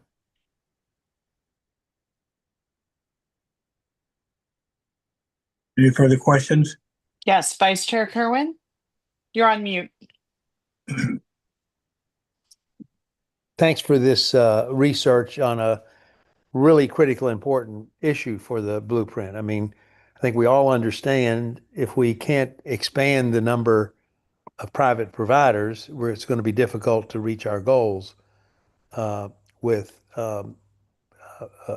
preschool participation rate. I probably sound like a broken record on this, but where I think we have a missed opportunity is with Head Start. Head Start's trying to do basically the same thing we are, but to the best of my knowledge, there's been very little utilization of Head Start in partnership with the LEAs to create a more so-called private providers, although Head Start isn't private, obviously, but the definition they would be private. I think Garrett County is the one county that's an exception. They've done a pretty good job with this. So I'm just wondering, is that something you looked at? Have you thought about overcoming whatever obstacles there are in building an alignment between Head Start and the preschool program in the LEAs? For the sake of this analysis, I didn't kind of separate out Head Start, but I do recall some examples, and I'd be happy to go back and share more information about that if it would be helpful. I don't have off the top of my head, what kind of percentage of districts were looking to Head Start as partners, but I certainly hear you. Well, we've had a number of meetings at a fairly high level with MSDE people and Head Start people, regional coordinators and whatnot, but it just doesn't seem to get down to the LEAs. So I would be very interested in any information you have in this regard. Absolutely. Taking notes on it right now. Thank you so much. Member Robinson? There we go. Okay. So thank you for coming back. Always enjoy whenever we get to talk to you all. I have a question about, I think it's the slide right before the one on the screen now, under future directions for the AIB. Could you perhaps just expand a little bit more for the second bullet point, recognizing the policy goal, that part? Could you say a little bit more about any thinking there that you want us to consider? Absolutely. I think, David, you might have some thoughts to share here too, but the point here is kind of just a reminder that, we went into this analysis exploring the mechanisms for moving toward a mixed delivery system, but in doing so had in mind that the broader goal of doing this was to expand pre-K, not necessarily just to implement a mixed delivery system. And this is here kind of as a reminder that if a mixed delivery system is not working, if even the adjustments we're making along the way, the supports we're providing are not moving the needle, the mixed delivery system itself is not the policy goal. Expanded pre-K is the policy goal. And there may be different ways to do that. And that kind of goes back and relates also to the point that David brought up that, public-private ratios may need to vary across districts. There are different ways to think about it. And again, we know that folks have been engaging in that work for a long time and continuing to think about that. But that's, just a little more explanation on that point. Do you want to add anything, David? I think that's clear. I mean, I guess like the point is like we know that this is cyclical, right? Is that we all know that the kind of the goal is expanding access to pre-K, and that's hard to do, and it's like that's where the mixed delivery system comes in, not just in Maryland, but elsewhere. We're not kind of naive to the point about why we're focusing on the mixed delivery system, but it's like very easy to just come back around and say if a mixed delivery system is also what is getting in the way. It's just a kind of a reminder that of what the policy goal is, and like what that a mixed delivery system is certainly a mechanism, but it's also a challenge. Okay. We do have one more member, Quick McQueen, has a question. Yeah, I did have my hand raised.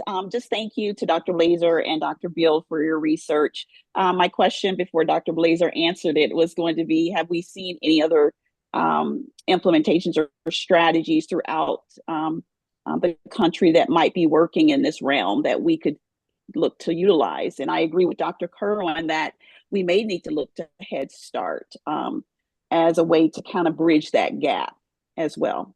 So thank you again. Thank you. Any further questions? No. Thanks again for your presentation. We'll now move to agenda item 5. Correct. Yes. All right. Thank you. So the next item is a follow up from our conversations over the summer regarding the Blueprint Comprehensive Plan update.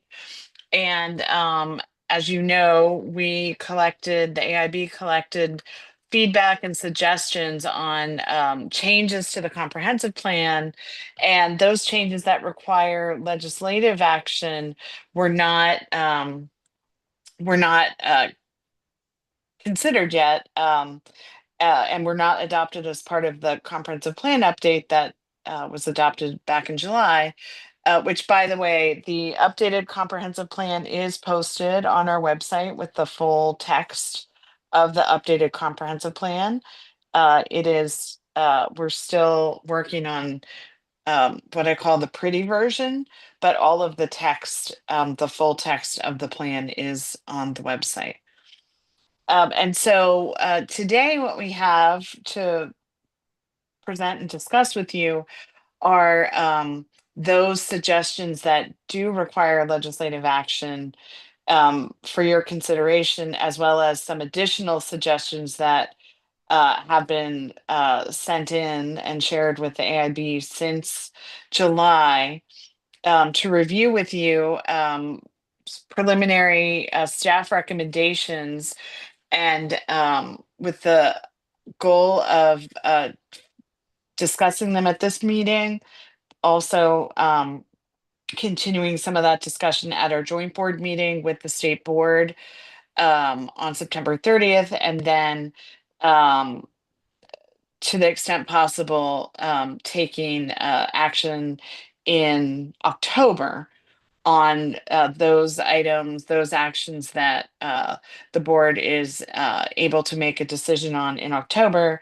The board won't be able to make decisions on all of these items in October. Some of them will need to be made in November. So with that, I will ask Joy. Joy is going to share her screen and walk through the recommendations, the preliminary staff recommendations that we have for the suggestions that we've received. Most of them you did hear about in June and July as we were considering updates to the comprehensive plan. There are some new suggestions, and Joy will highlight those as well. Joy? Thank you, Executive Director Heist. And so I just want to point out that the document is both linked in the agenda as well as at the bottom of the slides. And so I'm going to share my screen. I hope pick the right one. It's this one. And walk you through the document that Ms. Heist referred to. Thank you, And Joy. And I'm sorry, I just Joy Schaefer, our government relations director. Joy, did you want to turn your camera on? oh, I'm sorry. That's Hold all on. right. It is on. Oh, okay. We can't see you, but that's okay. Don't worry about it. Okay. I Don't mean, worry about there's it. no little X through it, so I'm not really sure why it's not on. Don't worry about it.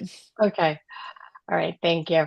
So, so for our purposes, I just wanted to ground us in the fact that we decided early on that the term legislative action was going to cover a few things in terms of actions the board might take.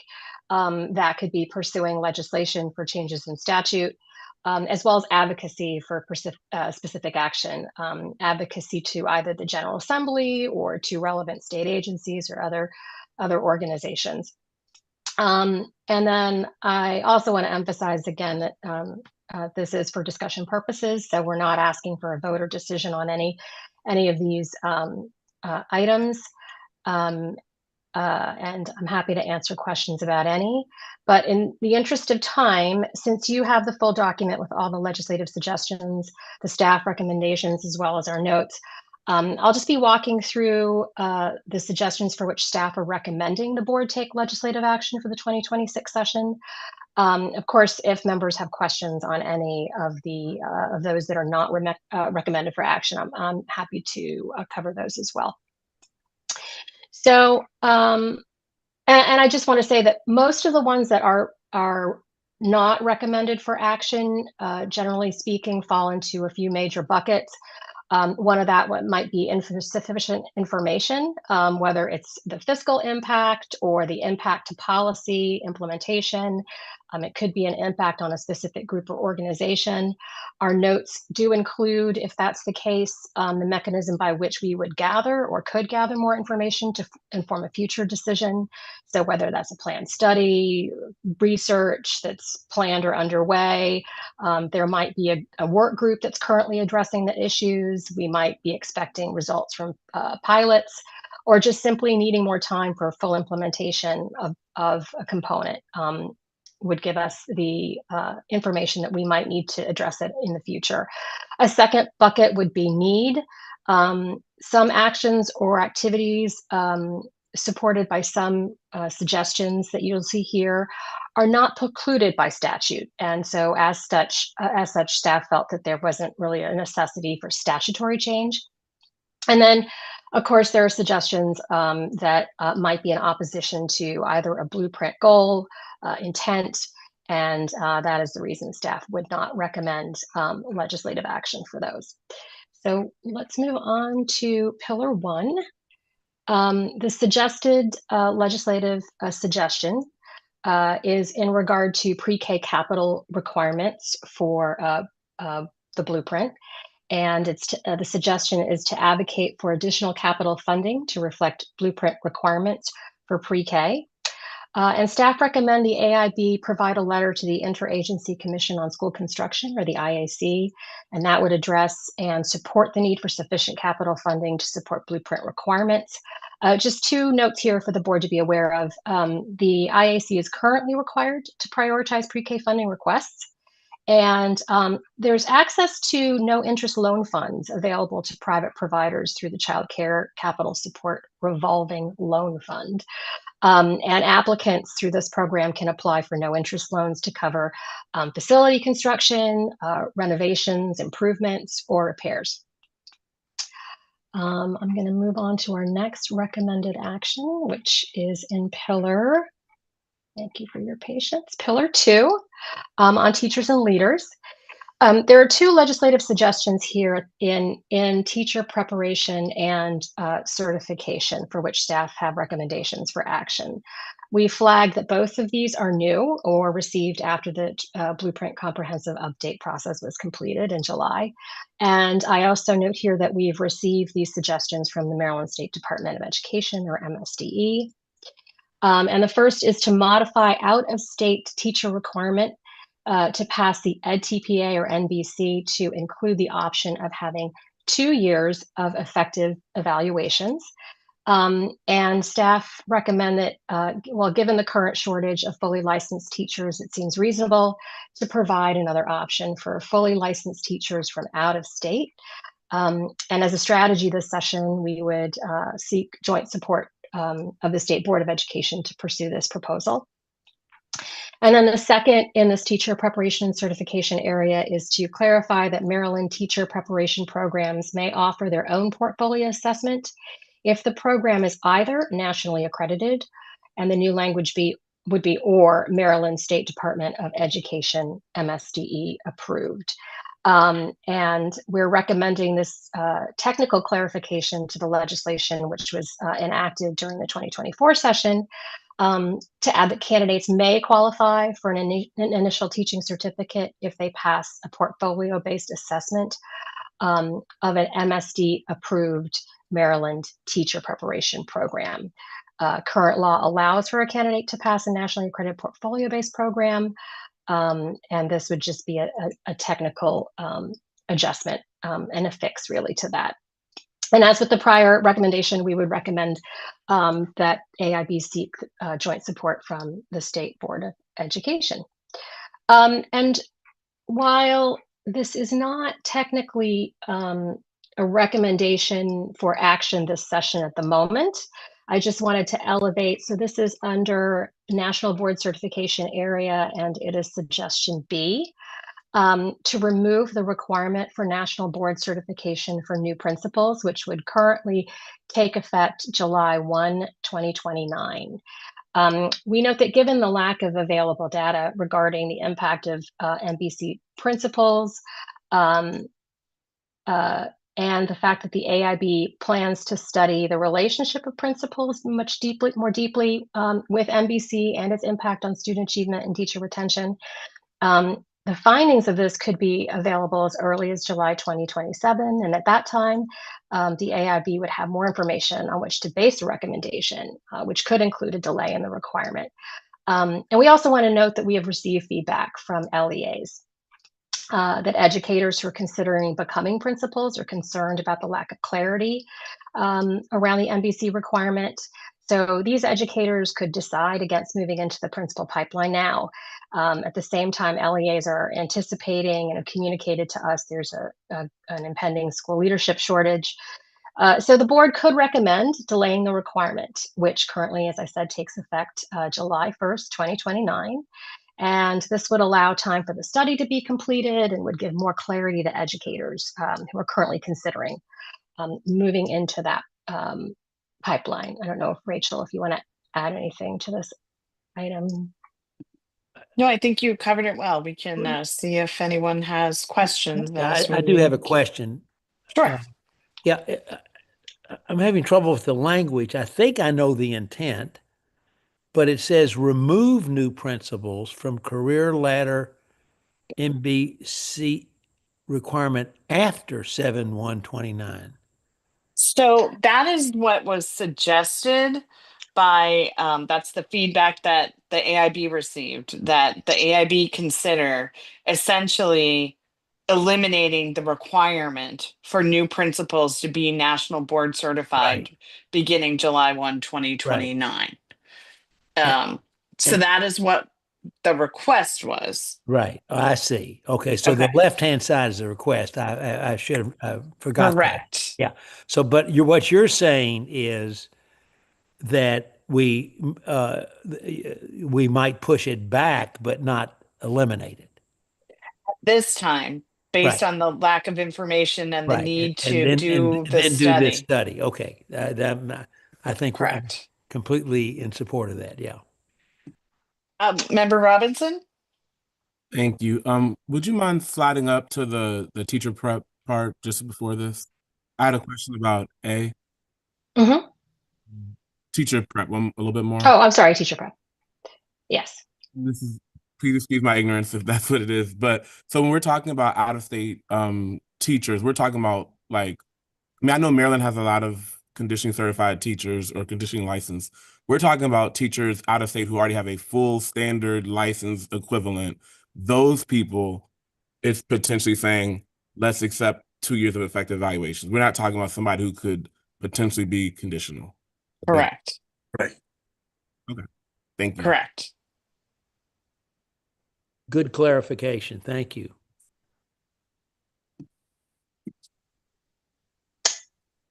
All right. If there are no more questions on Pillar 2, suggestions and recommendations, I'll move us on to Pillar 3.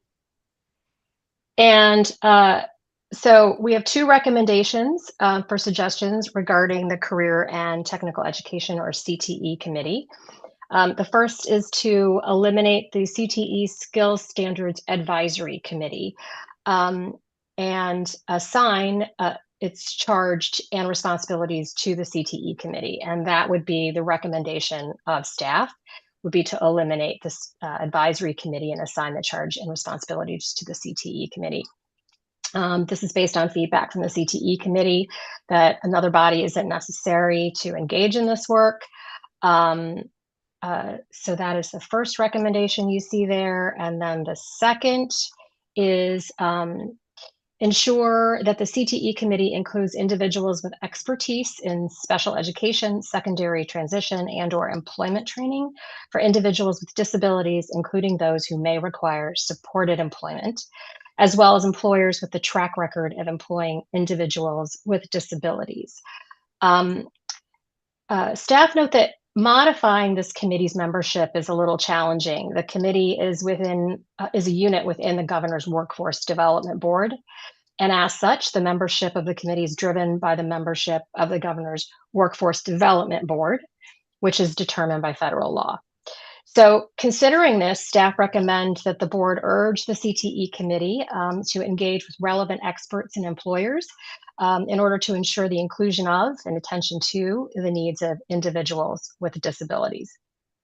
And that's an example of a legislative action that is not necessarily a pursuit of change in statute. Real quick Yeah. question. On A. Yes. I don't actually happen to recall the the membership of the CTE committee. Is it broad enough for them to be able to establish skills standards? I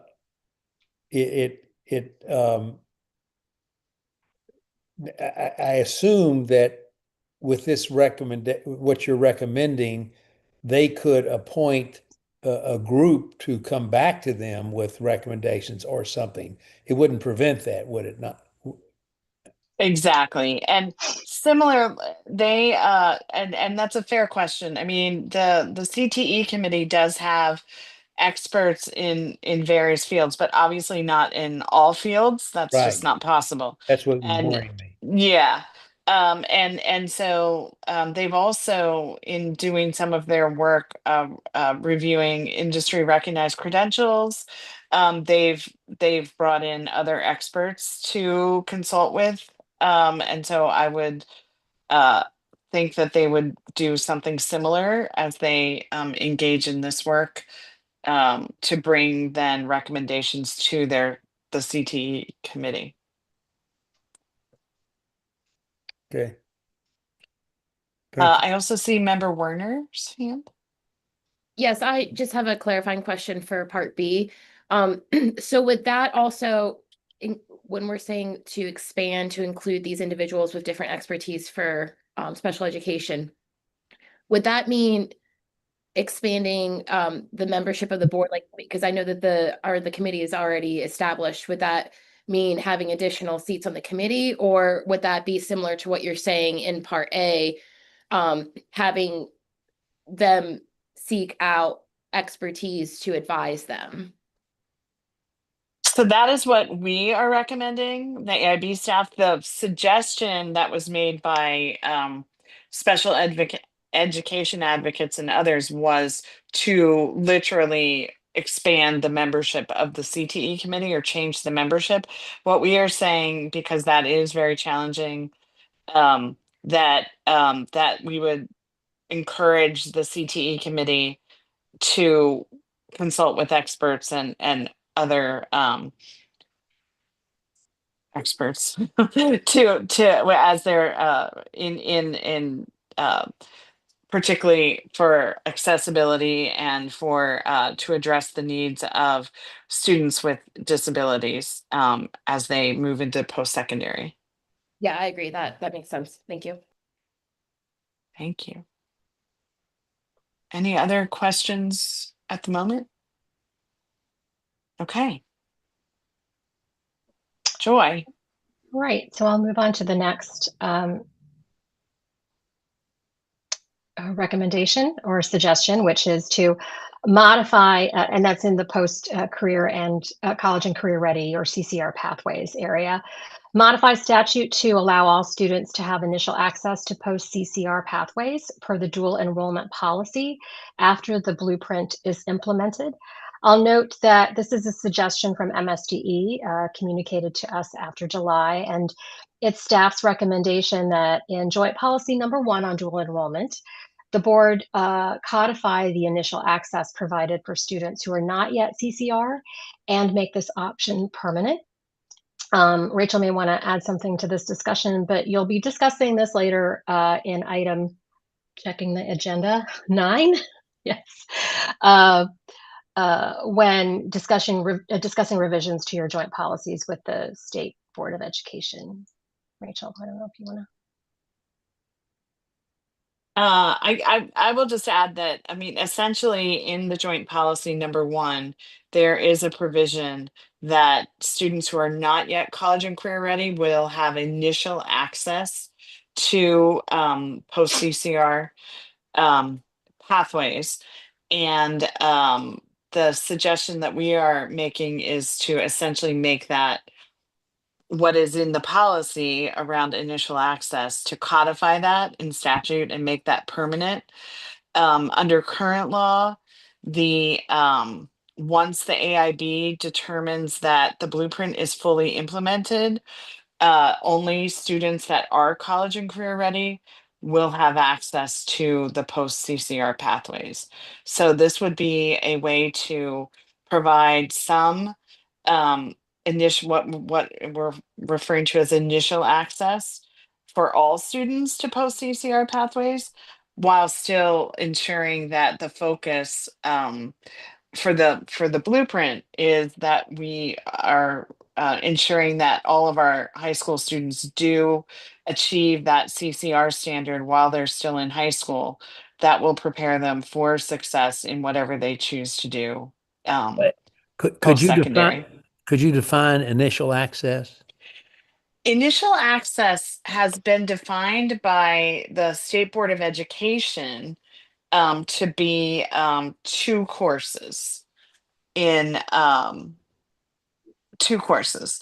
That is in total. Right.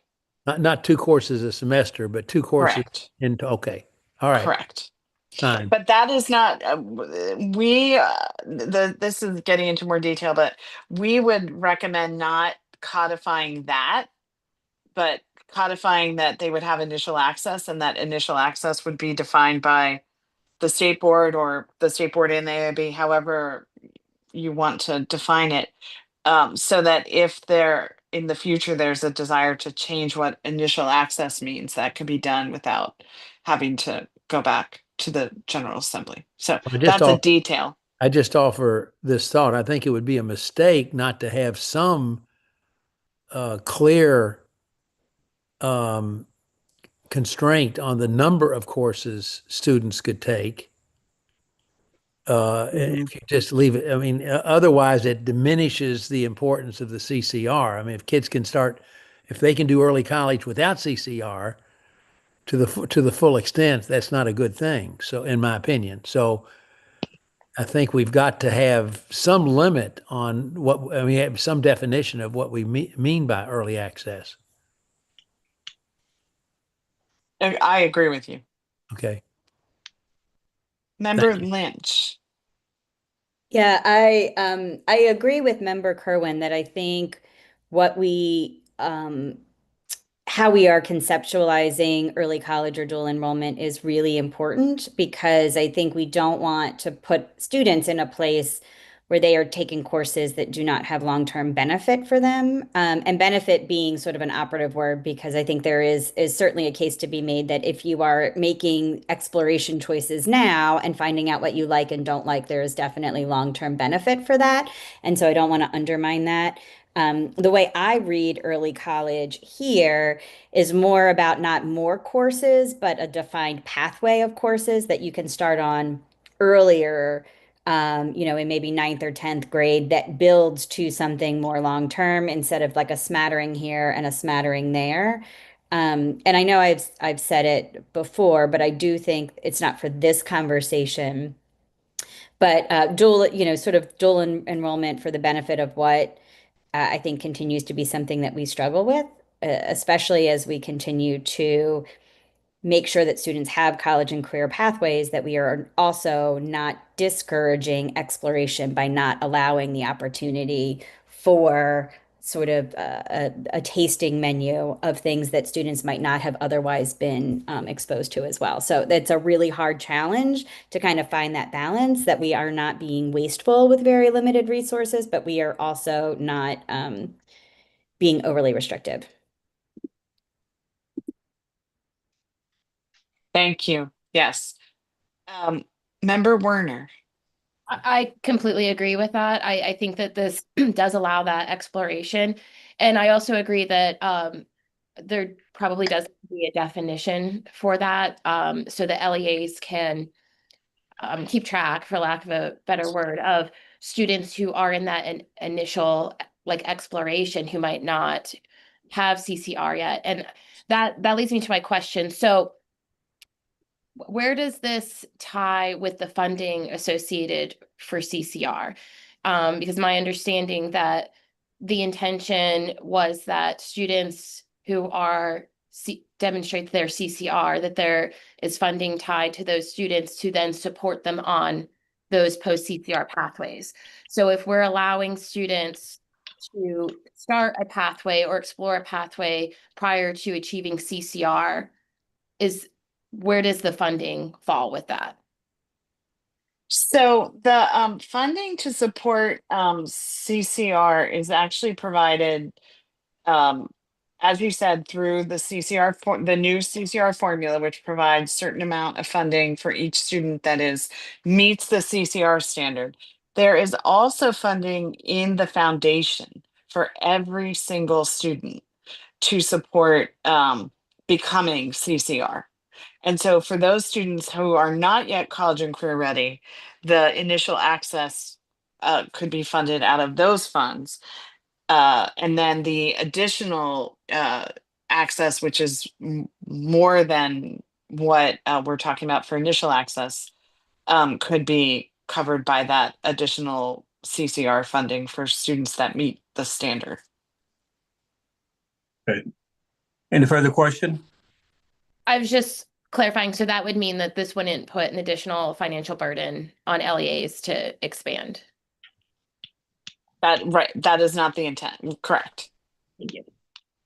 One of the things we do need to be careful of, because every time we get into this section, I keep thinking about the challenges that we've had in the past of students, at least parents believe students are being tracked in a certain way that is inconsistent with their values and culture. So We have to make sure that this is fully explained in a manner that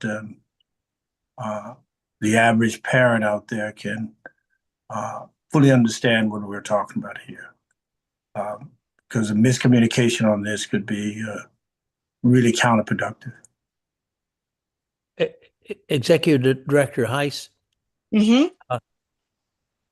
remind me how the funding works. So a student becomes, if a student becomes CCR at the end of the 10th grade, so it's the end of the 10th grade, and it's determined that they are CCR at the end of the 10th grade. Now they start the 11th grade, and they could take early college courses. But the budget didn't know they were going to be CCR when the budget was allocated for that fiscal year. So where does the money come to support that student? So is there a year's lag? There is, and Whoa.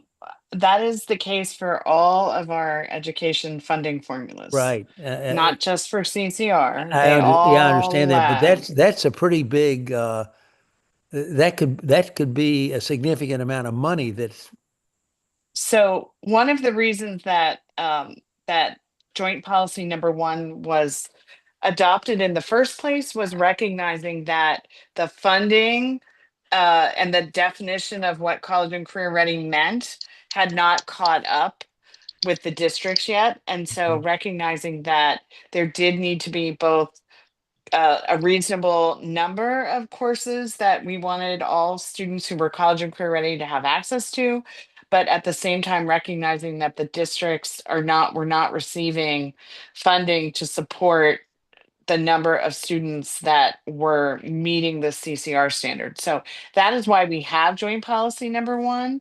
And Yeah. we're going to talk about that a little more later in the agenda. But that is also why we're discussing extending that policy so that because the state board has modified the definition of the CCR standard this year again. And so the funding, over time, more students are going to be found to meet the CCR standard, which is a good thing. And they will receive funding for those students, but the definition and the funding haven't caught up with each other yet. So I think that's one of the rationales for extending joint policy number 1 through fiscal year 27, and then potentially requesting additional statutory authorization to continue the policy beyond fiscal year 2027. But we'll get into that more in a little while. Are there any other questions right now? Okay. Joy, that's it? All right. Joy, where are we? Are we done with pillar 3? We are almost done with pillar 3. Okay. There is one left to discuss in dual enrollment. This is suggestion A in this area, and the suggestion is to extend the 4-course quote unquote cap policy for 1 or preferably 2 more years. First, I want to provide some clarification to this suggestion that rather than set a course number cap, the policy in place actually sets a minimum number of dual enrollment courses that must be offered to students for which an LEA will cover costs such as tuition and fees. And this policy is currently in effect through FY 2026. And I just want to elevate some considerations for the board. The AIB and the State Board of Education are currently discussing extending the current joint policy number 1, dual enrollment, through FY 27 within your existing statutory authority. And both boards are scheduled to discuss and approve the joint policy at their next joint meeting on September 30th, 2025. So at that time, the boards may discuss further modifications, which could be inclusive of an extension beyond FY 27. But I want to note that extending that policy, that extension would further require a change in statute. And I'll just add, that's what I was just, in response to Vice Chair Kerwin's question, I was referring to this consideration of joint policy number 1. This, for, especially for our newer members, this is just a minimum that the funding is attached. It does not include additional courses for which someone may decide to pay over and beyond that. In addition to that, you have inconsistencies among the various boards around the state that some are doing more than this, and but this is just to place the minimum that is required. Correct. I do see Member Lynch has a question. Yeah, I don't, on this one, I don't think we have anything to really be making a decision about today. I do want to note, I think there's a lot of unintended consequences with this policy because it has been very much interpreted as a cap and not as a floor. And then I think as we continue to lean into our responsibility and role as the Accountability and Implementation Board around ensuring equitable outcomes, one of my concerns continues to be that wealthier and larger counties that can afford to give and do more are. And that unintended consequence of then having smaller or more financially strapped districts being unable to provide that provides unequal opportunities to students. And so I don't have an answer, but I think it's something that we should just continue to kind of keep in mind. And the fact that it has been interpreted as a cap, I think is also problematic, given that the language of the law was really to allow students to get an AA if possible, which I think would be challenging, but this is serving to be much more limiting than I think originally intended. Okay, thank you. Any questions? No, I think we can move on to Pillar 4.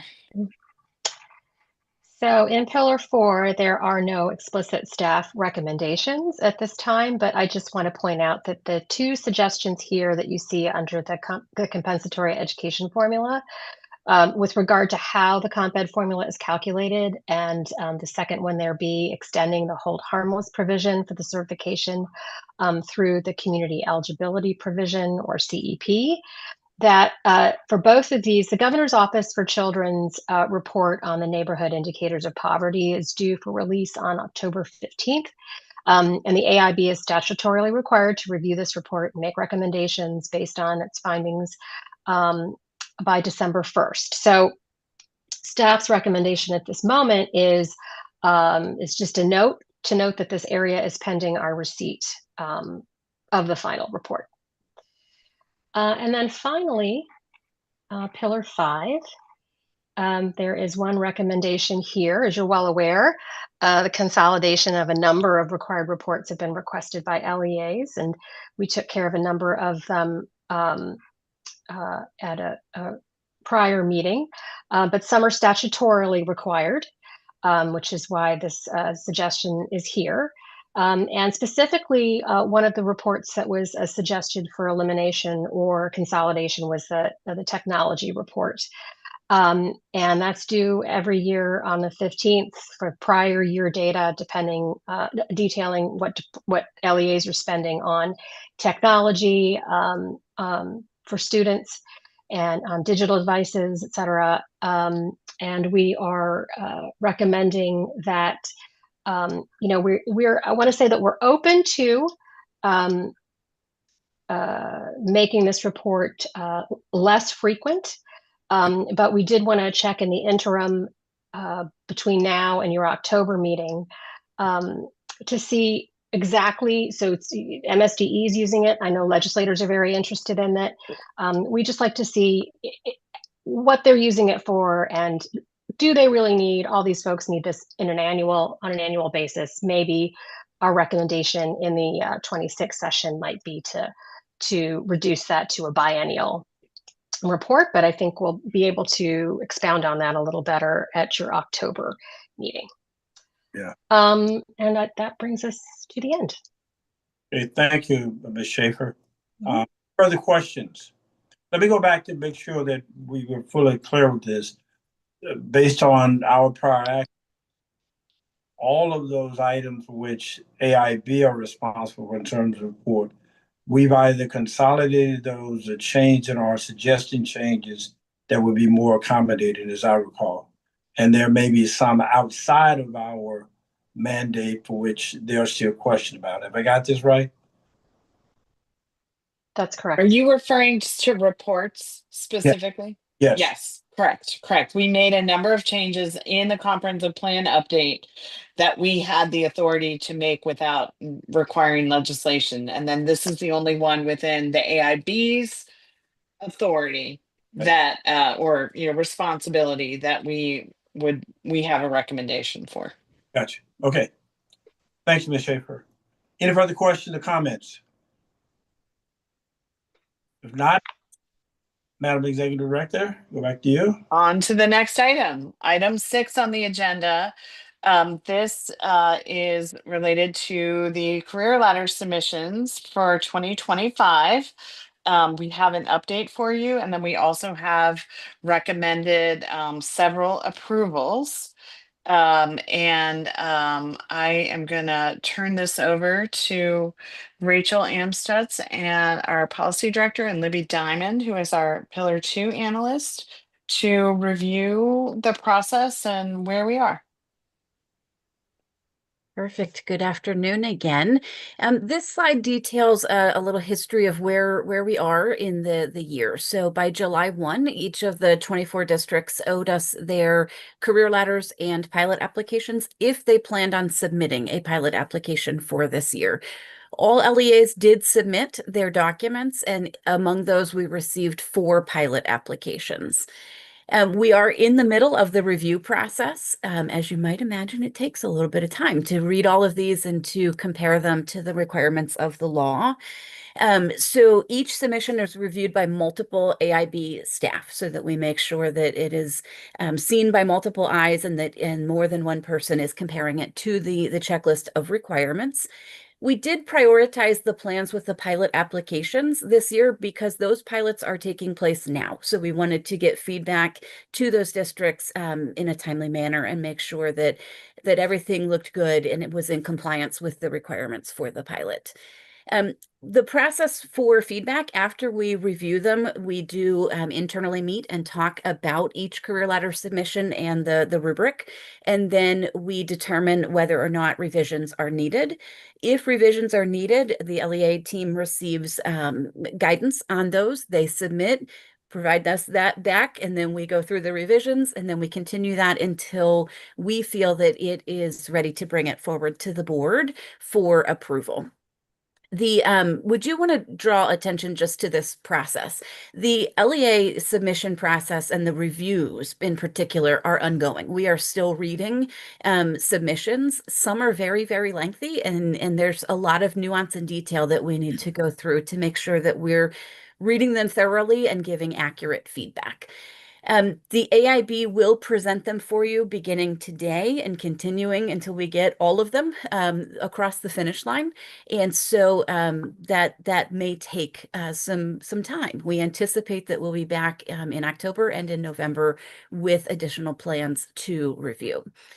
We do want to mention, just for everybody and to let everybody know, that the review process is expected to occur monthly, that nobody was late, everybody's on time, and now we're just in the process of doing that review.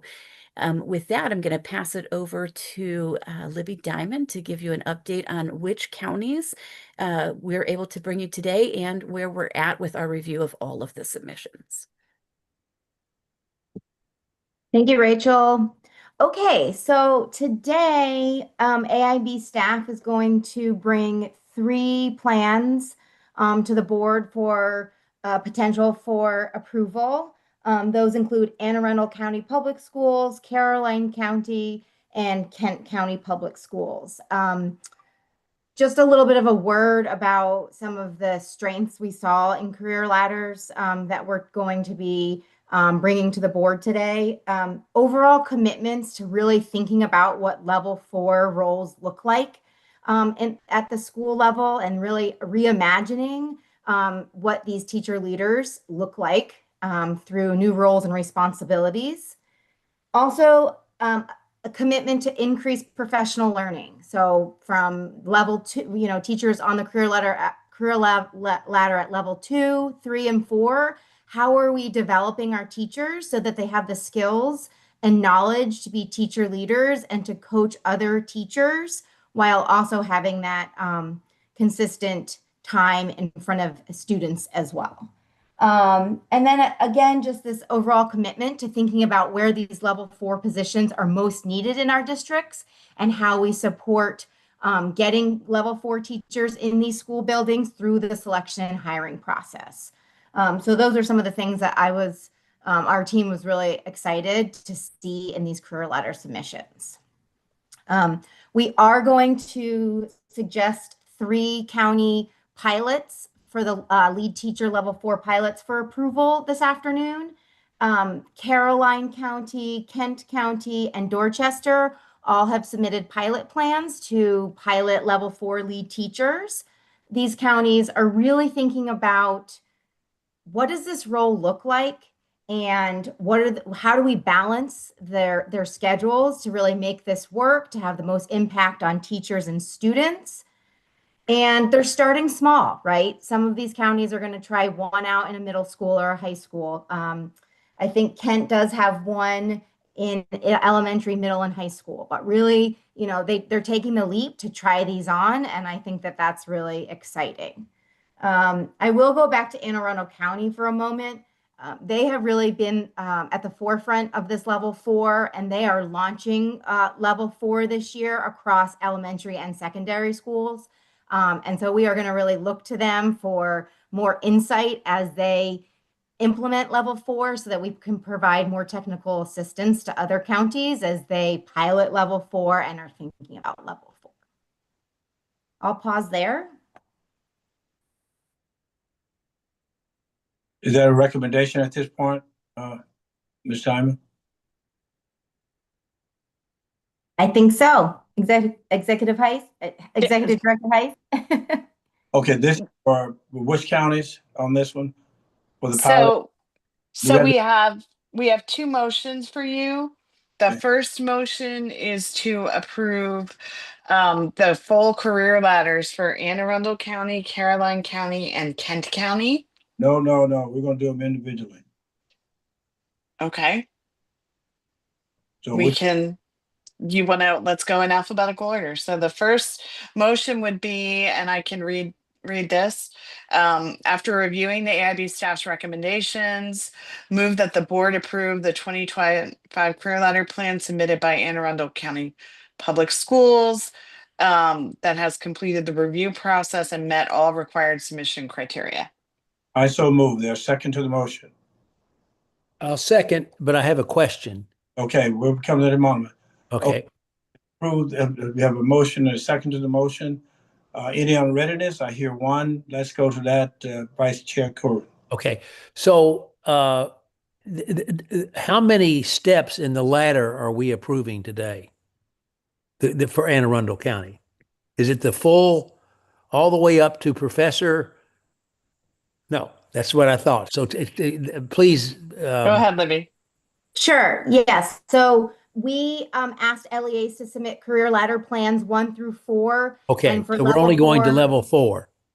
But level 4 would only be for the lead teacher and the distinguished lead teacher. So we did not ask for the professor distinguished level for level 4 at this time. Okay. And in Anne Arundel, I will ask, you could answer for all of them. Who makes the decision if someone goes from level 3 to level 4? I guess the local board and superintendent, I assume, right? Well, let's see. Libby, can you detail how that's spelled out in each of their career letters? Yeah, so part of the requirements for this submission were to talk about the selection and hiring process. Right. And so each of the counties have done it a little differently, but each county has a selection process that has a qualification screening. So people who want to apply for these level 4 roles have to meet minimum qualifications and they get screened for that. And then there's an interview process that is The question is who decides that, not the process. Ultimately, at the end, there are school-based staff, principals, superintendent, level 4 teachers, when available, are all part of the committee that are part of the process. That is within the local Board of Education, right? Yes. Yeah, but then who makes the decision? So the So you have a statute, group that makes a recommendation, presumably. the statute requires the principal and the superintendent to That's what I make thought. the ultimate selection. Right. Okay. And that's still in these, I mean, that was It's in in my mind statute, very so that's important. required. Yeah, it's Okay. in statute. So All right, anything in great. statute, they And that's, so must. that'll be in every one of these plans. We check for Yes. it in our review guidelines, Great. and if we don't see it, it goes back. I'm happy. Thank you. Perfect. Are there any other unreadiness on Anne Arundel County? Let me just say a word, I think just on this, that we've stated repeatedly that there's no one size fits all in terms of how we approach the overall blueprint itself. And we have to, I think, recognize to some degree that Anne Arundel County took that and took it literally, and their plan, at least initially, was somewhat different from maybe some of the others around the state. We should embrace that so long as they meet certain minimum requirements. And I think given what we've seen now, they have fully met that, and they are somewhat, at least initially, were somewhat different. And no way, shape, or form should we discourage that, because this is what we've stated initially, that all of these plans would not necessarily be the same, even though some are somewhat similar. And one of the first ones that we've seen that at least pushed that notion was Anne Arundel County, to develop a model that they thought fit well for them. And rather than to criticize them about it, I think we should applaud them for being so transparent and forthright about how they wanted to approach this. And so I am prepared now to vote for their approval of the unit as so described. We have a second to the motion. If there's no other unreadiness, we'll now vote for approval. All in favor, please indicate by saying aye. All right. Just out of clarity, are we just voting for the Anne Arundel County plan, or we're going to do them all as a Correct. group? Oh, no. Okay, understood. Aye. Aye. Any unread? All opposed? No opposition? The ayes have it, so approved. Let's go to Caroline, I guess, Madam. Correct. Yep. So the motion would be similarly to, after reviewing the staff recommendation, to approve Caroline County Public Schools career ladder, having met all required submission criteria. Okay, I so move. Is second to the motion? I'll second it. Moved and properly second. Any questions on readiness before we call the motion? Hearing none. All in favor of Carroll County, please indicate by saying aye. Aye. Aye. Any opposition? Hearing none, the ayes have it. We now go to Dorchester County. Kent County. Okay, Kent County. Sorry.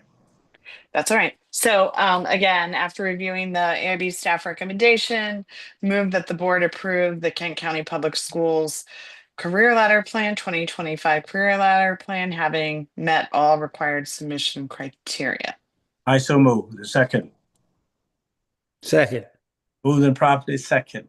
Any unreadiness before we proceed to vote? Comments or questions? Hearing none. All in favor, please indicate by saying aye. Aye. Aye. Aye. Opposition, please indicate by saying no or nay. Hearing none, the ayes have it. Which is next? Okay. So now what we have is we have 3 level 4 pilot plans for approval. 2 of them are counties that you already approved their overall plan, Caroline and Kent, and then Dorchester has a level 4 pilot plan that is ready for approval, but not the entire career ladder.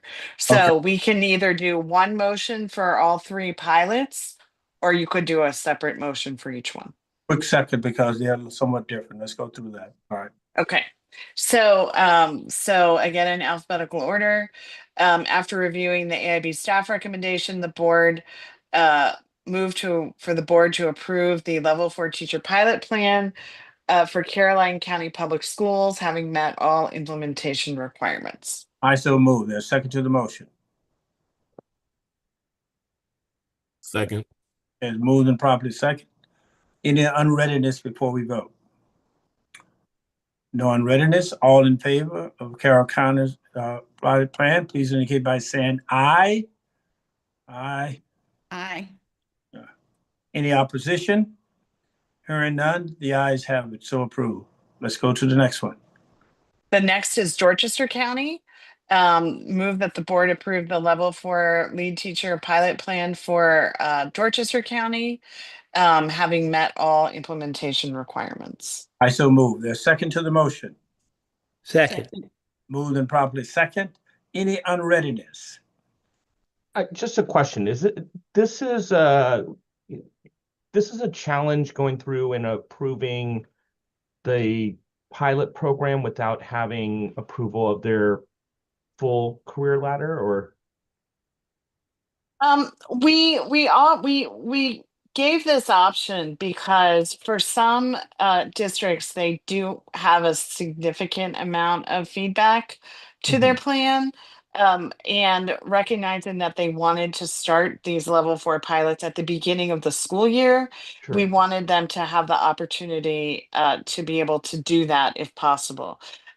Libby, is there anything you can share about, I know that they had to provide all the information that was needed to evaluate the level 4 pilot, even if it was also needed to be in their full career ladder plan. Yes, Is there that's correct. Yes. anything for Dorchester you want to note?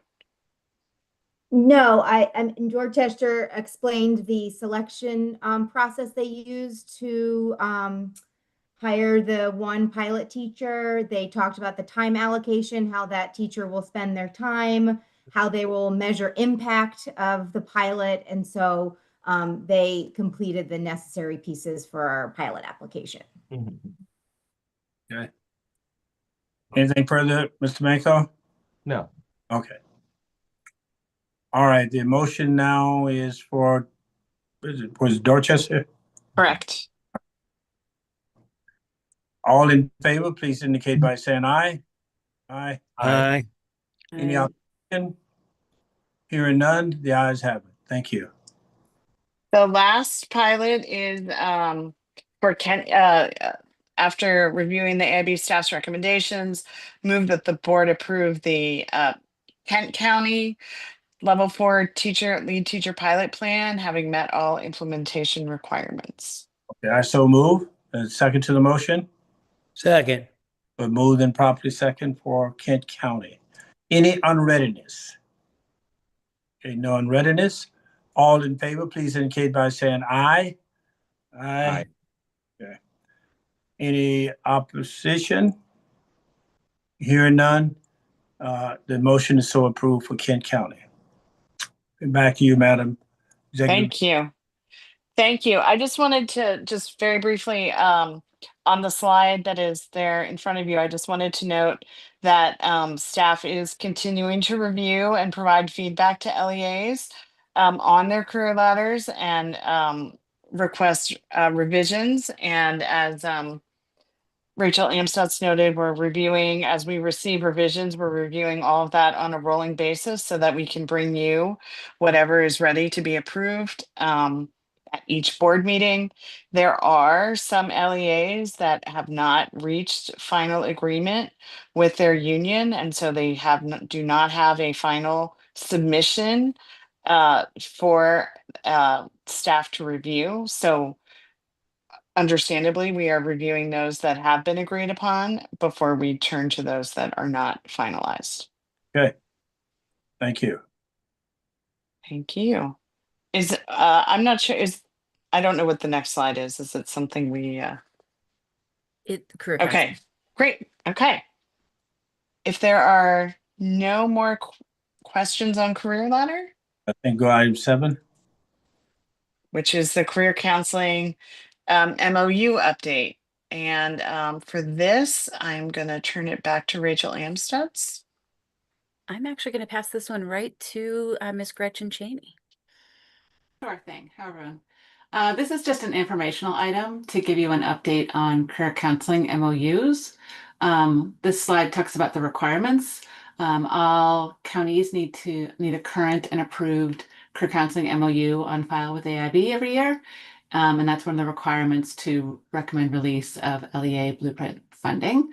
So every year we evaluate and review MOUs to make sure we have a signed agreement that's current and up to date and meets all the needs of the various partners, a budget for the current year, and a funding disbursement process that is again agreed to by all 3 partners, and a complete set of job descriptions for any role that is funded by Blueprint funds. So that's kind of that's the process that we're going through now.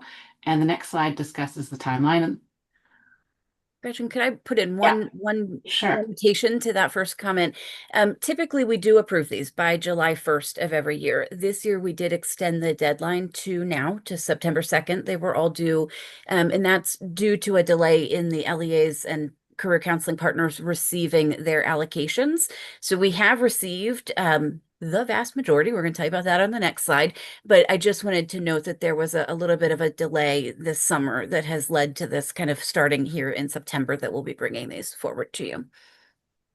Yep, exactly. So this slide shows the timeline. And as Rachel just explained, we sort of reached out to folks this summer and kind of explained the sort of delayed process and timeline and asked folks to get back to us by July 1 and let us know what to expect. Would they be redoing their MOU entirely, or would they just be submitting a budget addendum to account for this fiscal year?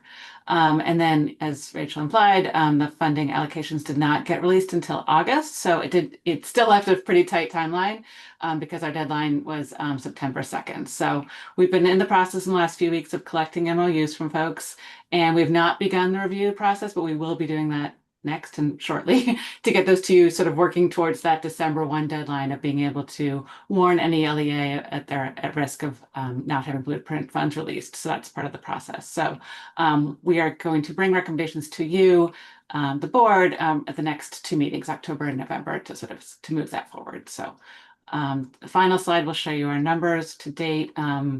We've gotten 17 submissions in out of 24. We've been in touch. I can now update this as of the last minute. We have 5 counties now, the 4+1, who've indicated that if things are in process, they've been held up by signatures or some sort of final approval, someone had a family emergency, et cetera, et cetera. But they're in touch with us and expect to submit things very shortly. And we only know of 2 counties that are sort of have more of a delayed issues going on. They are still negotiating agreement details. So all in all, we're doing pretty well. And like I said, we will begin those reviews and get updates to you very shortly. What's the no information? So that's now an update. So there's one county we hadn't heard from at all, and they just emailed me 5 minutes ago to say that they are in progress. So you can combine the 4 and the 1 now into 5. 5 are very close and promise to get us something soon. So we're doing, I think we could say 22 of them are on track. Thank you. Sure. I can add for this as well that this is the paperwork side of it, that they have to have the MOU signed and operate under this agreement. There on September 8th, there was a convening held with MWA sponsored the annual Raising the Bar. The energy around career counseling in that entire convening, it was amazing. So leaders were there and also career counselors themselves, and people are really excited about this work and they're excited to share the successes that they're having with this. So in practice, we're really seeing it gain the steam as we're kicking off year 3 and building strong community around the career counselors, career coaches, and the implementation partners. Which meeting were you referring to? We were at a conference called Raising the Bar, and they did a youth forum first day, which is tied to Blueprint initiatives, including career counseling. Well, let me mention, I was at we're having meeting with all the LEAs. And we met with Baltimore County on, what was the day? Was it? Yesterday. Yesterday. Okay. Time flies or doesn't fly or whatever. But anyway, I was very impressed by Baltimore County's effort with the career counseling. They have done what seems to me to be a very, very good job and have the strong collaboration with the Workforce Development Board folks in their system. They were very upbeat about it. So that was also, I thought, a really good sign that this may be clicking in. You know, not every team gets to talk about it in their progress monitoring meeting, but I can tell you that we're hearing that around the state. There are still challenges. This is still hard work to do. Right. But broadly, we're hearing great energy and really good success stories around this. And Mr. Vice Chair and Mr. Chair, and the raising the bar may sound familiar because you've both been to that, spoken at that conference. Yeah. All right. Are we ready to anything more on career counseling? If not, let's go to agenda item 8, I guess, right? Yes, we are on 8, and this is the Career and Technical Education CTE Expert Review Team Deployment Plan. So similar to, similar but different. As MSD has to submit a deployment plan each year for AIB approval for their expert review teams, the CTE committee also has to provide a plan to the AIB for approval for the deployment of the expert review teams visiting the CTE programs and schools. And I will again turn it back to Rachel Amstutz. Perfect. So Gretchen and I are going to tag team this one with sharing some of this information with you. But the CTE team did submit the deployment plan for the expert review team process for this year. As you know, they are required to visit every school who has a CTE program by July 1, 2031, with at least 10% of schools visited each year. We do have 230 CTE schools in Maryland at this point, so 10% would be 23 per year. And the blueprint does direct them to prioritize visiting schools where students are not making adequate progress toward the completion of the CTE pathway. Last year, they submitted their deployment plan, and it was approved here by the board. On the next slide, Gretchen's going to remind us a little bit about the process that that was approved last year and how the approach is phased in. Sure thing. Yeah, so I think it's important to remember that when the CT committee was a newly formed entity and really did not have a full understanding of what CT even looked like across the state. And so when they first thought about how they would go about targeting 230 schools, where would they start? They decided it might make sense to really get a sort of lay of the land of how it worked and district to district, because it does look very different. Districts implement CTE very differently across the state. You know, some places might have a CTE center where students go in order to get CTE coursework. Many high schools offer it on site. Access to programs differ. You know, is it lottery? Is it, application? How does that work? Does supply meet demand? How is it fitting with the new blueprint requirements around career counseling and the new expanded apprenticeship opportunities? There was just a lot to kind of get their heads around. And so they suggested visiting all 24 LEAs in the first couple of years to really get a statewide baseline. And it would also help them then determine this term adequate progress, which was in the blueprint legislation. What does that mean in relation to this 45% apprenticeship, IRC goal, and getting students to complete CTE? So they thought it would be very helpful to get a picture of all 24 LEAs and visit a couple schools in each LEA as part of their first year's work. So, and I think that's also important because the district does play a very important role in how CTE is structured too. So they really wanted to understand not just at the school level, but also the district level, kind of what their vision was and how they were rolling out and addressing CTE. So as you'll see here, phase 1 is really, again, trying to reach all 24 LEAs And then in years starting next year and the year beyond, they could sort of, move beyond this kind of discovery phase, as I said, into much more of an analysis and kind of have that lens of like, what does adequate progress look like in a different way? And then by phase 3, really towards moving more towards maybe providing more direct support. So that's the phased approach we approved last year. And so I just want to keep that in mind when we think about what they're proposing for this year. Okay. There's So a have to approve for this unless there's some question. we have a There's little still- bit more yeah. content to share with you. On the next slide, we'll catch up to date as where they are in terms of the number of visits for the last years and then where they're headed this year. So on this slide, you'll see that there have been 22 schools that were visited for CTE ERT visits, and that was across 13 LEAs. You can see the breakdown there of 4 schools that were the pilot year and 18 schools that were last year. Gretchen and I were both able to join on some of those and really got to be a part of that experience and to see how it went and a part of the pre and post parts of those as well. For this year, the plan is to visit 21 schools in 11 LEAs. There have been some challenges that we do just want to address and share. One of those is that the CTE committee, while they've gotten more staff, they definitely did increase their staffing in the past year. The ERT manager position is currently vacant and frozen. And so that's just something that we wanted to alert you to. And then also last year, while they were able to visit all of those schools, the reports for the 2024-2025 school year have not been produced or publicly shared. We do have one completed report. They are lengthy reports. They are very time consuming to develop and to finish. And you'll see on our next slide that that is part of a recommendation that we have for moving forward. Before we go to that slide, Member Manco?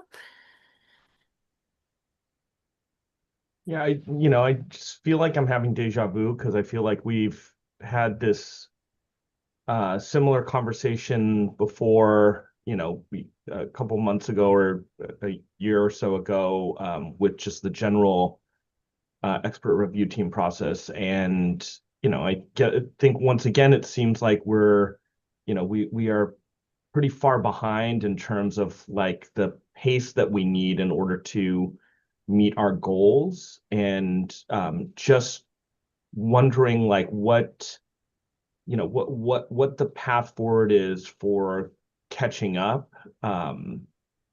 Because it seems like at this point, my math is so bad, I think I need to lean on Justin, but it seems like we're a couple dozen reports behind where we should be pace-wise.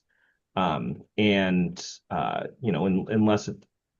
we have a plan to increase the volume in the out years, we're just going to be so far behind in our goals.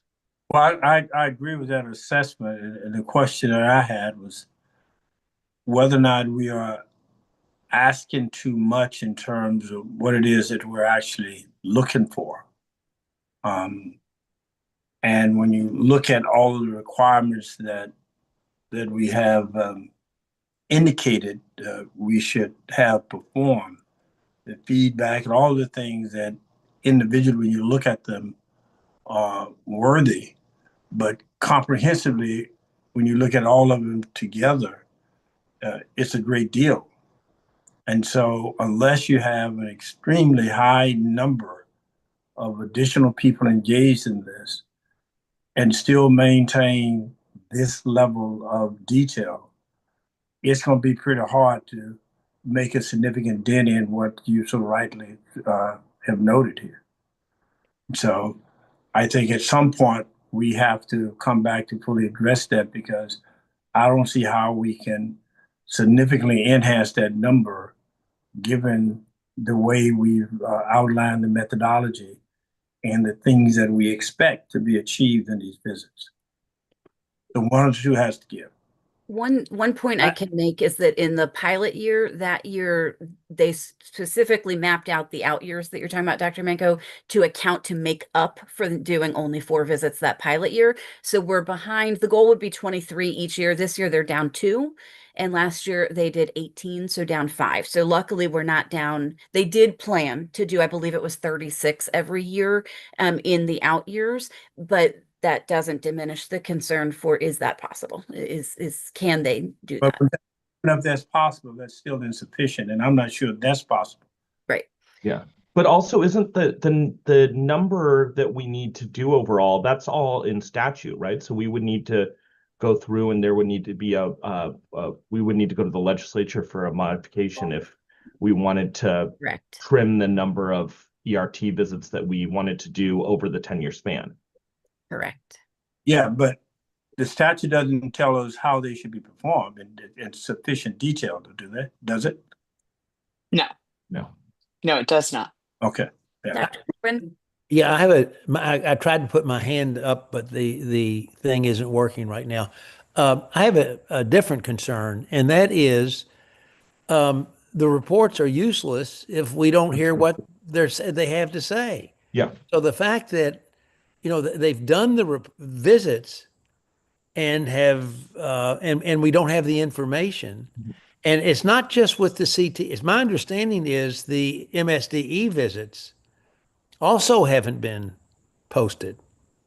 I do have an update for you on that one, which we'll get to after the CTE one. But Member Manko and Member Kerwin, you both lead us to the next slide.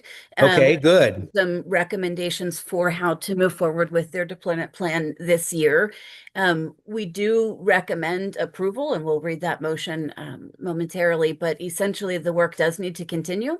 This year, there are 2 criterion or contingencies we recommend.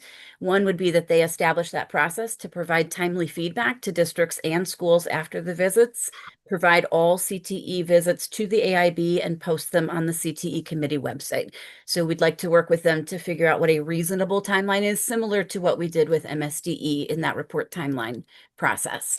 Secondly, we'd like to make sure that they are revising the deployment plan to reflect the number of school visits required annually to visit both 10% and all schools by 2031 to make sure that the numbers add up, so that we're at least on track for what the current legislation says. Okay.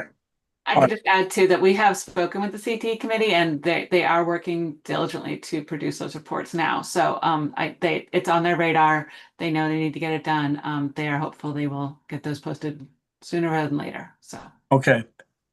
Well, we're going to entertain a motion at this point in time, and the motion would be to approve the plan as described with the conditions that were outlined by the staff a moment ago. So we have to vote on a motion to approve this. So I'm going to move that we approve the plan that have been outlined for us today with the conditions or the caveats in terms of the feedback that Dr. Curran and others have talked about. Is there a second to the motion? Second. Okay. Any unreadiness or discussion of the motion? Okay. All in favor, please indicate by saying aye. Aye. Opposition? Hearing none, the ayes have it. All right, let's go to the next item. The next item are joint policies that the AIB has adopted with the state board that we have some proposed revisions to share that would then be brought for approval at the joint board meeting on September 30th.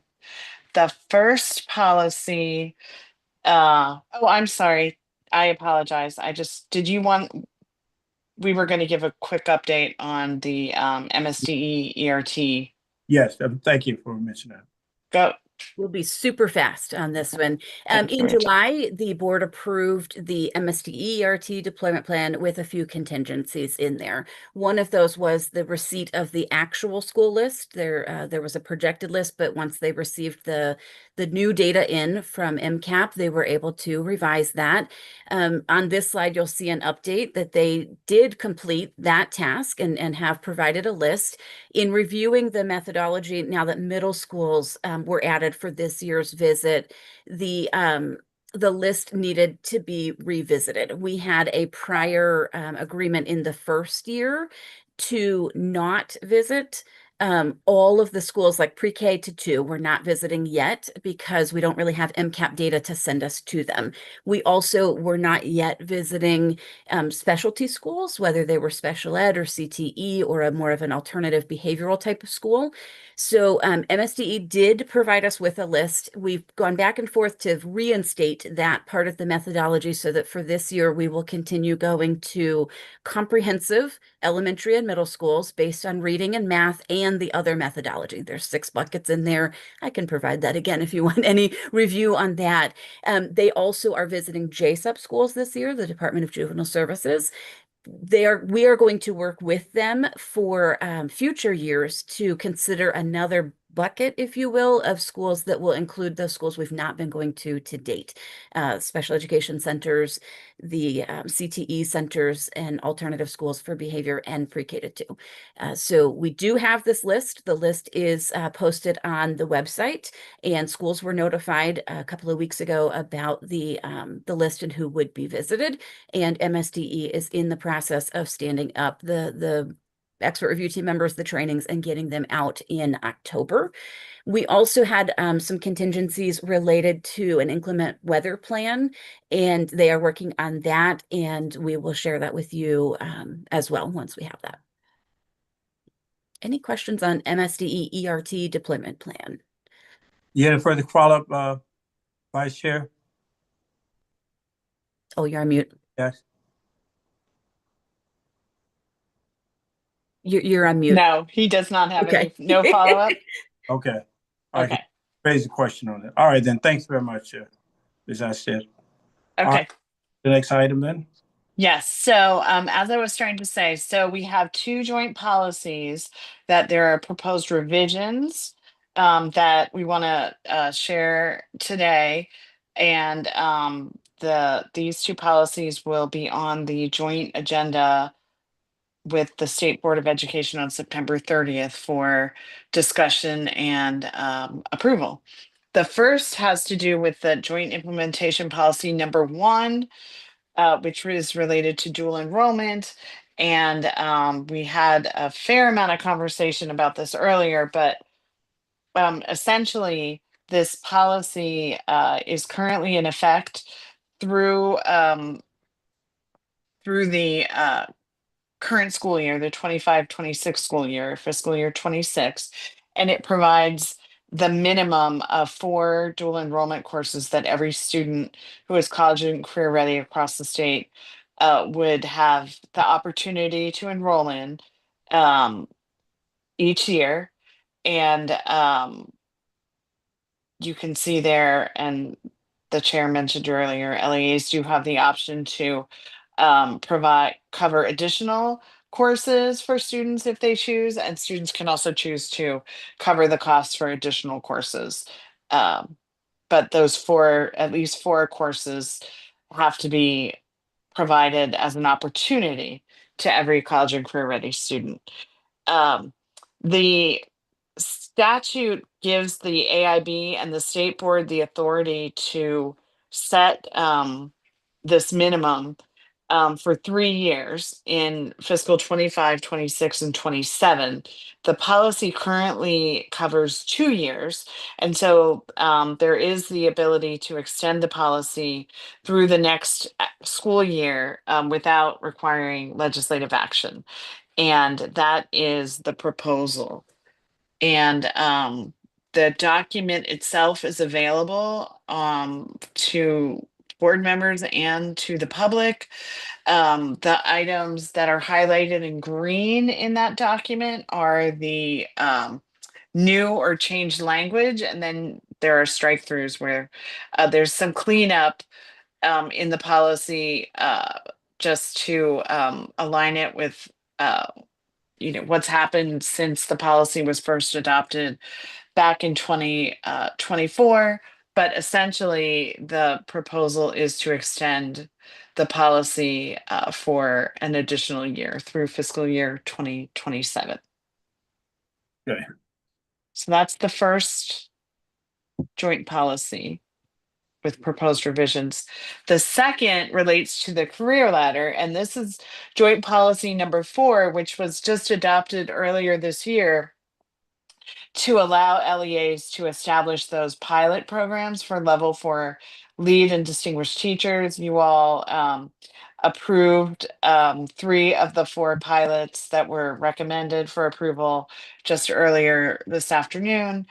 In the process of discussing with LEAs who did not submit pilot proposals, we did learn that and get feedback that there is more interest in piloting level 4, but they needed more time to plan to implement a pilot and also to budget for it. And so in light of that feedback, staff is recommending that the AIB and the state board go ahead and add another year to the pilot program, and that we take that action now so that the LEAs have plenty of time to plan for pilots and budget for pilots for the next fiscal year.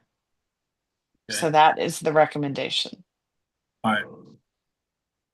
So both of those items will be agenda items on the joint board meeting on September 30th. And if there is any feedback from any of our interest holders or the public regarding these draft revisions to the policies, we would be happy to receive that feedback. Okay, thank you.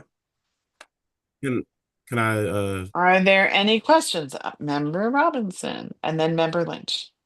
So on the career ladder joint policy, I think just in general, I agree that it's necessary. I'm disappointed that it's necessary to extend the piloting, but I agree that that districts didn't have enough time to I guess come up with the pilot ideas that they wanted to have. I get when you said that we're giving them more time when this policy is, or if the policy is jointly approved at the September 30th meeting, are they able to just start deciding on their pilot, or will there be like a template released at the same time? I guess I'm wondering what's going to be different this time. When would the template application come out? Like, when would it be expected? I know we do a lot of July 1 deadlines, but perhaps we need an earlier deadline. So that we don't repeat the same problem. That's a great question. I think we were anticipating using the same template that LEAs had to submit this year.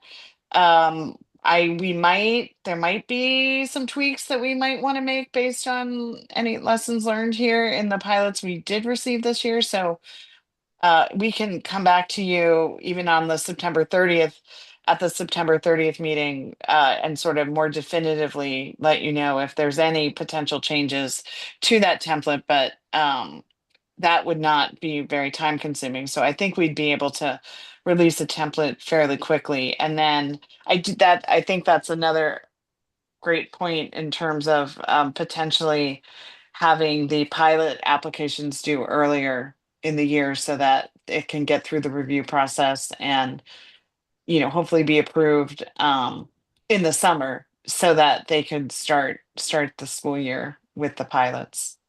Rachel, did I see your hand? Did you want to say I just something? wanted to add on, Member Robinson, so that you understand part of it was our timing last year.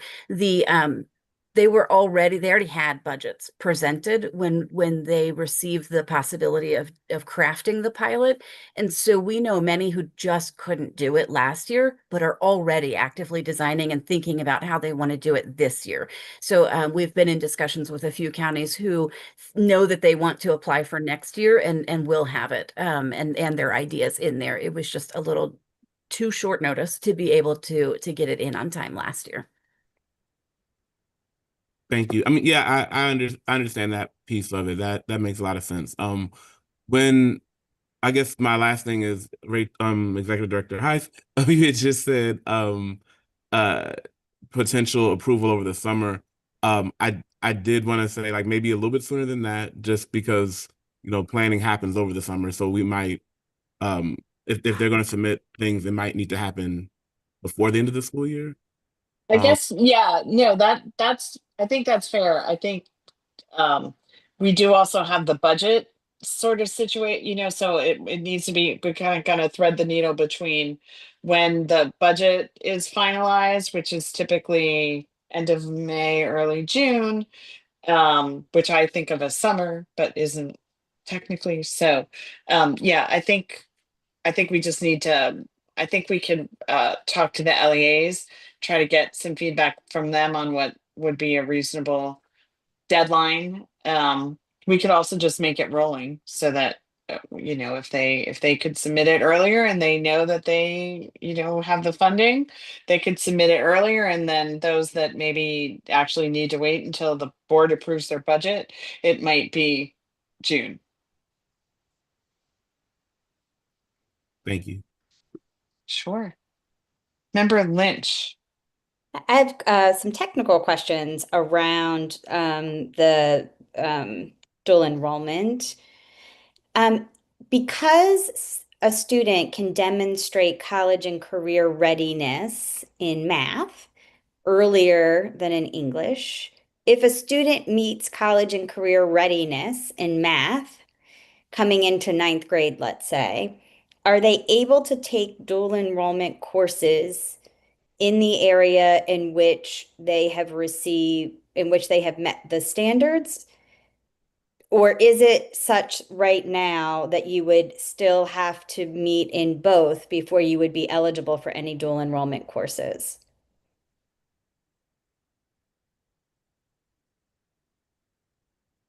That is a very good question, and you're absolutely correct that it is much easier for a student to demonstrate that they've met the math requirement early. I know that MSD and the state board are looking into options to make it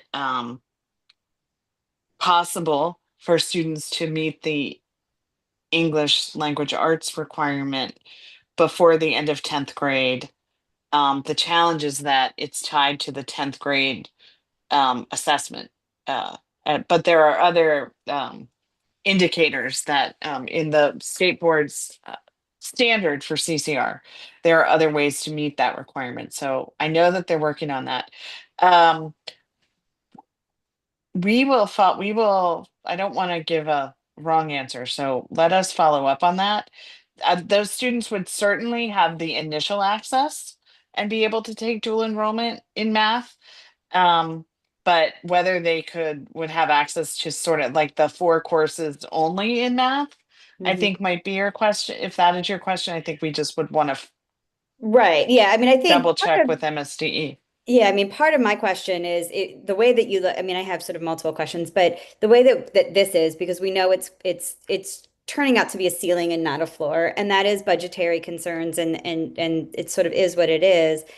That amounts to 12 credits a year. It's less than one semester. It's barely one full semester of college per year, which again, sort of when we look at the original sort of intent of the AIB.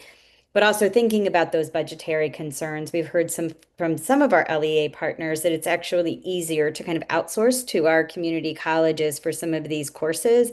And so just thinking about that trajectory of students of, if they can start to take these dual enrollment courses earlier, does it also provide in some way some budgetary relief at the back end if districts can be considering that. And also making sure that we are not inadvertently slowing down progress for students because we don't have options for them. That is sort of my other concern. As you get to a certain point, a district doesn't offer Calc 2, where do I go from here? If I am limited by what I can take in dual enrollment, if I am accelerated, which sort of brings me to the back end of the question. Um, in my sort of personal experience of going around the state and meeting with parents and students, often students get to 12th grade and they've completed the majority of their high school graduation requirements. And more often than not, now I am hearing of students sort of going home for lack of anything else instead of being engaged. This is a real concern for me because, it would seem to me that we are responsible for them within these 4 years, and we should be making sure that students are engaged in learning during these 4 years. And if they have accelerated to the point where they have completed baseline requirements, we should be accelerating them into the next step, whether that be into a career and a registered apprenticeship or an internship, or making sure that they have access to the full suite of college courses. And so that's where I get a little bit concerned about some of these limiting factors and the responsibility of LEAs to perhaps redistribute funding to make sure that students are being fully engaged. So if I only have one English course to take in my senior year, what are the other sort of 3 to 4 units per semester that LEAs should be responsible that students are getting before they graduate? And so I don't have an answer today, but I do just sort of I go back to I'm concerned about unintended consequences of policies as we develop them. Thank you. Member Werner. I have one question actually for both of these policies. For dual enrollment, do we know if the cost of dual enrollment for our community colleges across the state is consistent? Because I'm just thinking about that when I know it was brought up earlier about funding, equities and with smaller districts and what they're able to provide and making sure that there's not an unintended consequence. But I'm just curious if we know if the costs are similar across the state with the MOUs with our LEAs. And I'm So, I mean, tuition does vary across our community colleges across the state. So there is variation. The dual enrollment work group that the AIB has been convening and facilitating with MSD and Higher Education Commission and others, that is one of the items that the work group wants to look at more closely. So we are collecting that information, but each LEA and community college, reach their agreement, and the statute does essentially set the dual enrollment tuition at 75%, up to 75% of what a community college would charge for the credit or non-credit program. okay, thanks. And my question about the career ladder, extending this timeline, does this have any impact on the LEAs that we just approved for their pilot? Like, what would happen to them? What's the expectation for them for next year? Would they be continuing a pilot, or would they be expected to move on to the next step? Well, I think in some ways that's up to them. I mean, the pilots, let's just say this, the pilots that you just approved are only for 1 year because they didn't have the option for it to be more than 1 year. So I think either way, if they wanted to continue the same pilot, they would just be very simple, sort of like we ask for an extension for another year.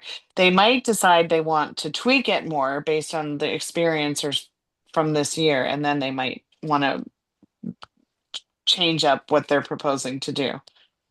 Okay, thank you. Sure. Are there any other questions on joint policies? So again, this will be, we'll try to follow up on your questions and share information with you. And these two policies will be on the agenda at the joint board meeting on September 30th.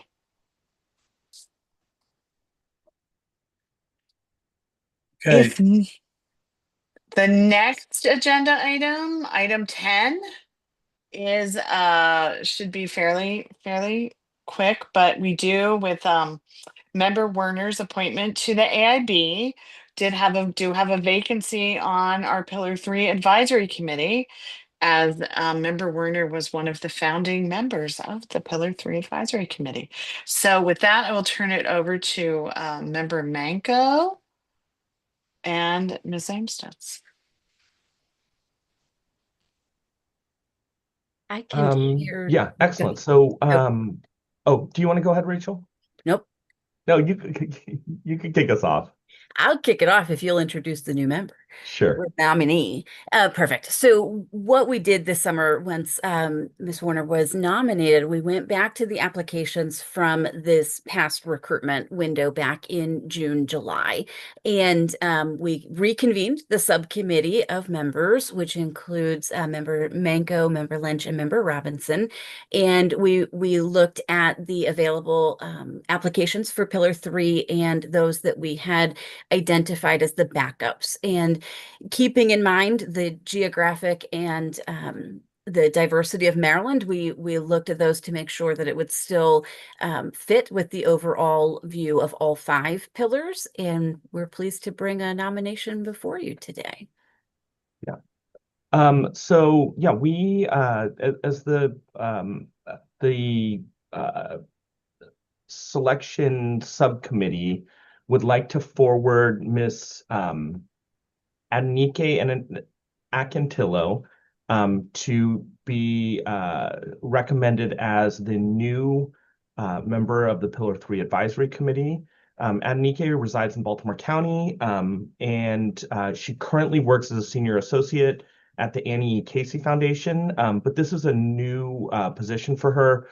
Prior to, she has joined the Casey Foundation really in the last few months, but prior to that, for the last several years, she's worked in Baltimore City Public Schools as the manager of work-based learning, and has just done a phenomenal job. I've been able to witness her her expertise and her skill in working within this area directly, through our partnership with city schools.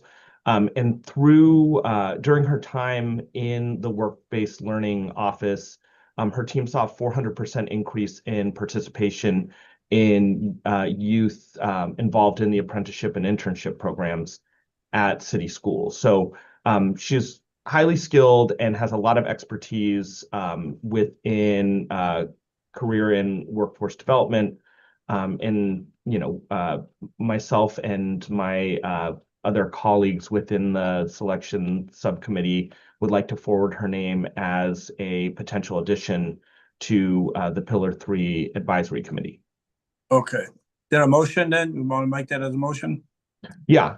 I would like to forward a motion to approve the appointment of Adenike Akintillo to serve as an advisory committee member for the Pillar 3 Advisory Committee.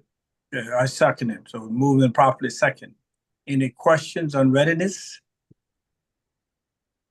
Hearing none, the motion is now before us to approve the recommendation. All in favor, please indicate by saying aye.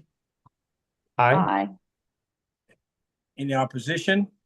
Hearing none, the motion is so approved. Thank you, Mr. Miko. Yeah, thanks. Great, thank you. The next item on the agenda is the executive director update. And we will move through this as quickly as we can, but we do have some information that we want to share and that we know you will want to hear. So the first item is just this joint meeting that we do have with the State Board of Education coming up on September 30th. It will be in person, beginning at 9 a.m. at the Nancy Grasmick Building in Baltimore. And just as our AIB meetings, state board meetings have opportunity for public comment, there will be an opportunity for public comment during the joint board meeting. So if anyone wants to request to speak, you can follow the instructions on our websites regarding that. In addition to the joint policy revisions that we discussed earlier and some of the 2026 legislative actions that we discussed earlier, we also will have on the agenda an update on the aligned metrics that the state board and the AIB are jointly adopting related to blueprint implementation. And then there will also be a deep dive on the most recent MCAP results. So that is just a preview of the agenda for the joint board meeting. The next item is we wanted to just give an update on the progress monitoring conferences that have been taking place since middle of August. And for that, I will ask our accountability director, Emma Pellerin, to provide the update. Thank you. I'll make this short and sweet. We have had 5 conferences so far with school districts. We will be having conferences taking place with the remaining school districts through the end of October. As a reminder, these are conferences that are focused on really structuring a dialogue between LEAs and AIB representatives in reviewing progress toward blueprint outcomes. And so far, they've gone, I think, pretty well, and we've had some really authentic and meaningful conversations around progress to blueprint outcomes, what districts have been experiencing, what strategies they've been implementing, and successes and challenges they've been seeing. So we have really appreciated the opportunity to get the chance to connect with them and are looking forward to holding the remaining conferences through October.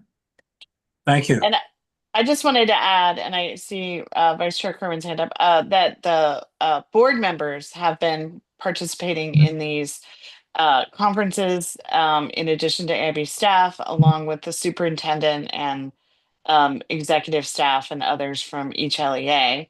Vice Chair Kerwin and then Member Lynch. Yes, I just, first of all, I just want to say how impressed I've been with these conferences. I think I want to commend the staff for conceiving this idea and, moreover, developing materials so that the discussion, that they lead to a good discussion at these sessions, and it's easy to get to the meat of the issue in terms of monitoring success. But I've been actually quite heartened to see how committed the superintendents are that we've met with to the goals of the blueprint, and how dedicated the staff at these LAs are to making things work. You could imagine these would be sessions where there's a lot of whining and complaining. That hasn't been the case by and large. It's been people really working hard, pointing out issues that they hope they can get some help with and addressing. But it has been, for me at least, a real upper to participate in these and see how hard people are working and with some success. Thank you. Good to hear. Yes, thank you. Member Lynch, did you?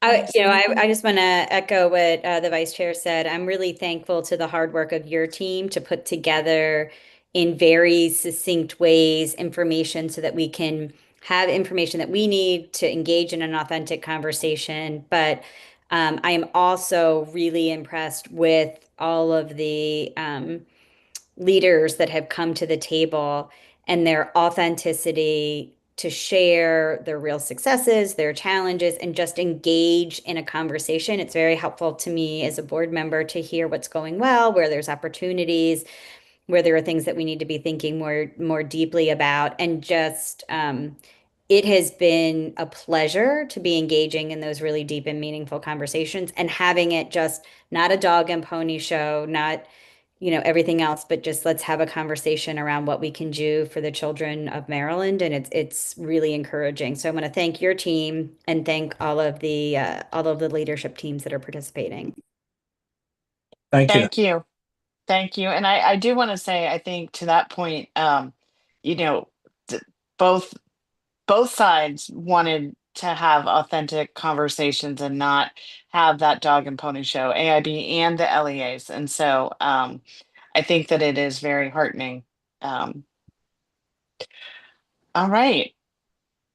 With that, I think we can move on to the staffing update. And we just really wanted to share that Gretchen Cheney, who has been a part-time contractual with us for about a year now, for related to Pillar 3, and particularly with the all things related to CCR and career counseling, but now all things Pillar 3. Gretchen has officially formally joined our team on a full-time basis.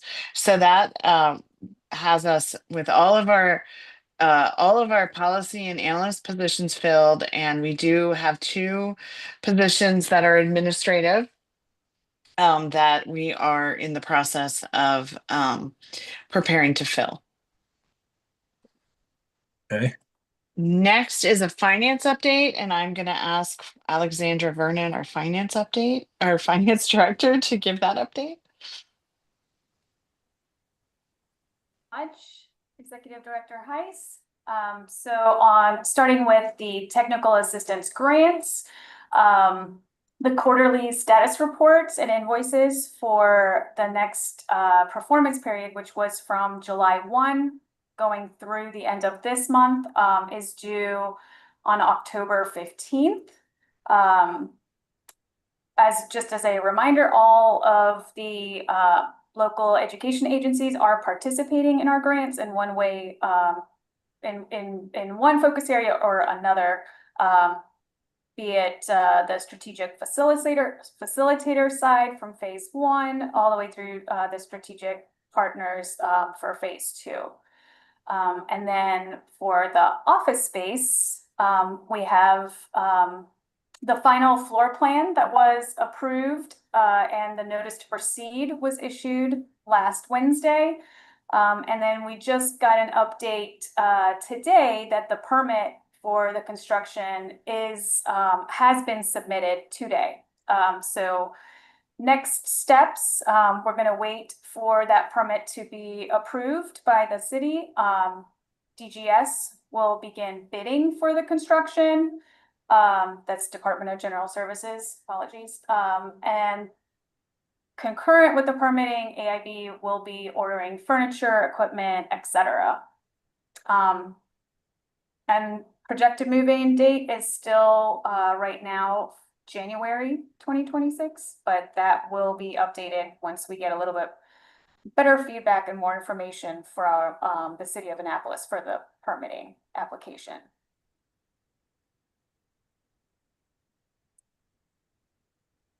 All right, and then just a quick overview. At the last board meeting in July, we went over the fiscal year end expenditures, and there were just a few updates to the final numbers, so I wanted to share them here. The bottom line still stays the same, but just a few journal entries that we just had to adjust a little bit towards the end. And then for the fiscal year 2026 working budget, you can see between the 25 and 26 budget, our budget has been reduced by about 24%, and that's mostly due to the grants allocation, which we do not have for fiscal year 2026 or beyond at this point. Thank you, Alex. Are there any questions? Okay. Then moving on, the next slide, the next item, just wanted to briefly give an update on reports that the AIB has submitted since the last board meeting.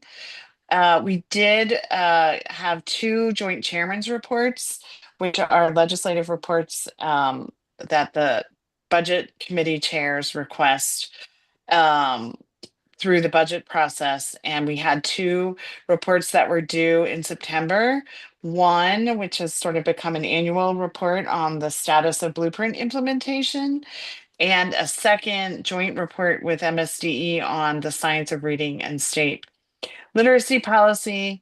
Both of those reports are available on our website as well as the General Assembly's website.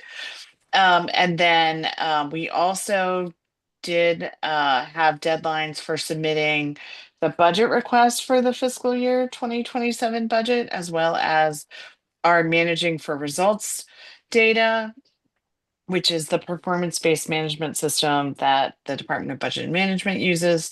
That information is currently confidential, and we'll be discussing that further and briefly in closed session at the end of the public meeting. And then next slide, there were actually no reports that were due to the AIB from LEAs or state agencies in August or this month. And so we do not have any report updates on that. Next slide. The next on outreach and communications, I will turn it over to our outreach and communications director, Arshia. Hi, everyone. Oh, sorry. That's okay. Go ahead. I was just didn't get your last name out. That's all. I know. Arshia Sethi Snowden. Thank you, Arshia. And the big news here is that we're very, very close to launching our new website. Yes. So wanted to provide a quick update there. The website is built. We are now going through the accessibility testing and launch process with Do It, making sure everything is accessible to different users, including people who may use voiceovers or keyboard users, and as well as making sure that the website is responsive for mobile. So we are planning to launch as soon as that process is complete. We will make sure to notify everyone many different ways when our new website is live, and it will be as soon as possible. I'm going to go over very briefly these updates and then show just a few key things that have been updated on the website since the last time we did a preview. So our AIB update emails are still going out, and we will be making the switch over to 2 updates a month soon, which will be a meeting recap update, as well as a more on the ground blueprint in action progress highlights update. And then we are still working on our LEA one-pagers, and we'll be updating everyone when those are released as well. I'm just going to switch my screen very quickly to just get our website up.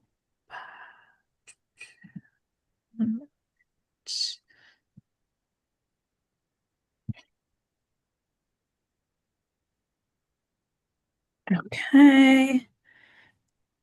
So just a little bit of an update from last time and some of the comments we got from all of you. So I just wanted to show you all, we've updated the slider to be the things that we are going to highlight. This is also part of the website that can change. So when there are new things, we can put that on here as well as link to new pages. So we have meet our board members, we have our subscribe to our email list, we have our meetings, and we have obviously the big thing that we posted recently was the updated 2025 BCP.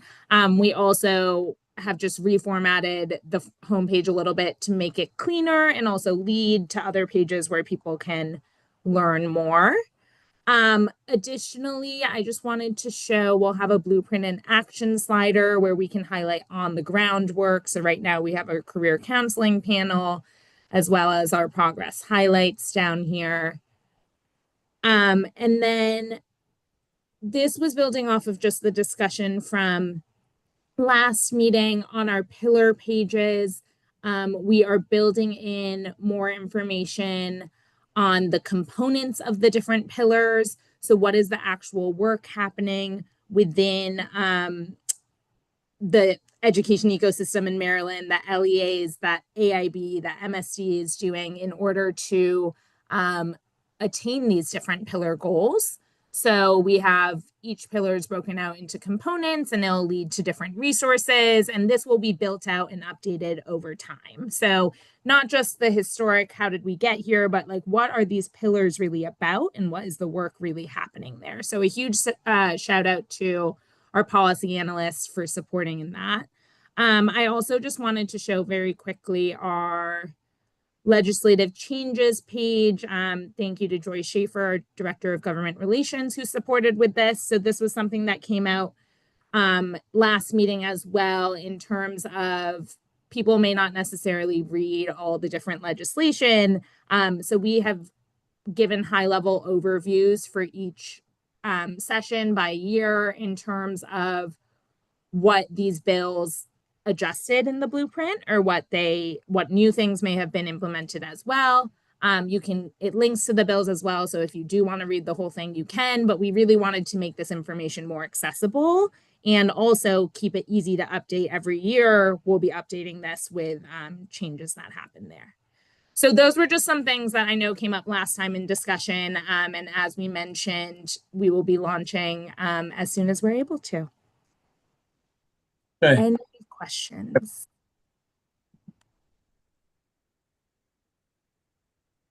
Okay. Thank you, Arshia. We're very excited about the new website. I think it's going to be much easier to use, and hopefully it's going to be become a real resource for everyone. And as you can see through all the items we've talked about today, it is wonderful that we are essentially fully staffed, because it is taking the whole team to do all the things. So thank you to the team. The last item in the executive director's report is the government relations update with Joy Schaefer. Yes, thank you. So I just want to briefly update you on what we've been doing over the summer, and then what we'll be doing going into session that we have on our schedule so far. So our legislative outreach has included, meetings and briefings with legislators and touching base with them.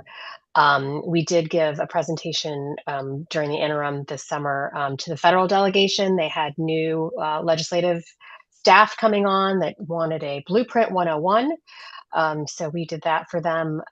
Coming up in October will be, we asked to give a workshop on the blueprint.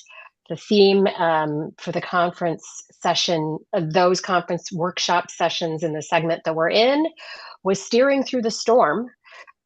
So our workshop is steering through the storm and basically leveraging the blueprint to keep student success at the center.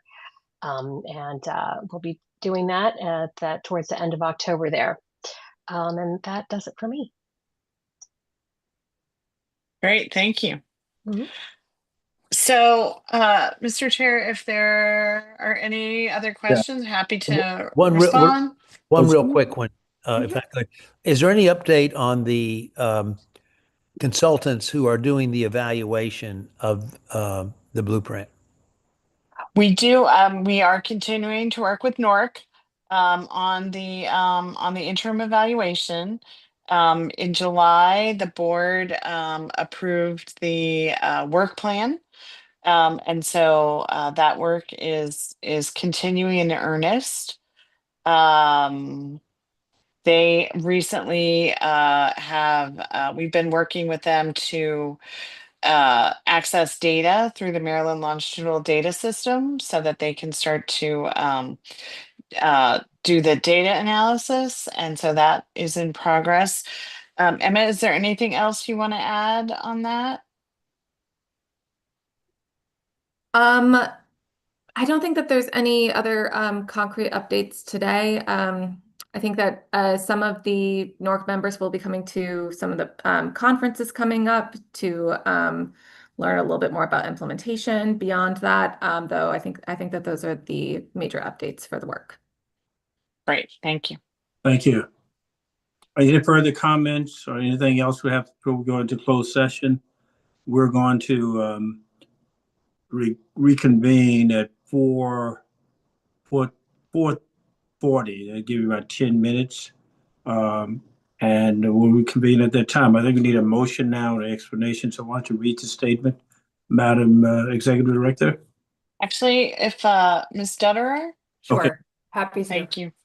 For its last agenda item, the board expects to discuss its FY27 budget pursuant to section 3-305B13 of the general provisions article. The motion is to go into an executive session and then adjourn from the executive session. Okay. I so move for closed session. A second to the motion?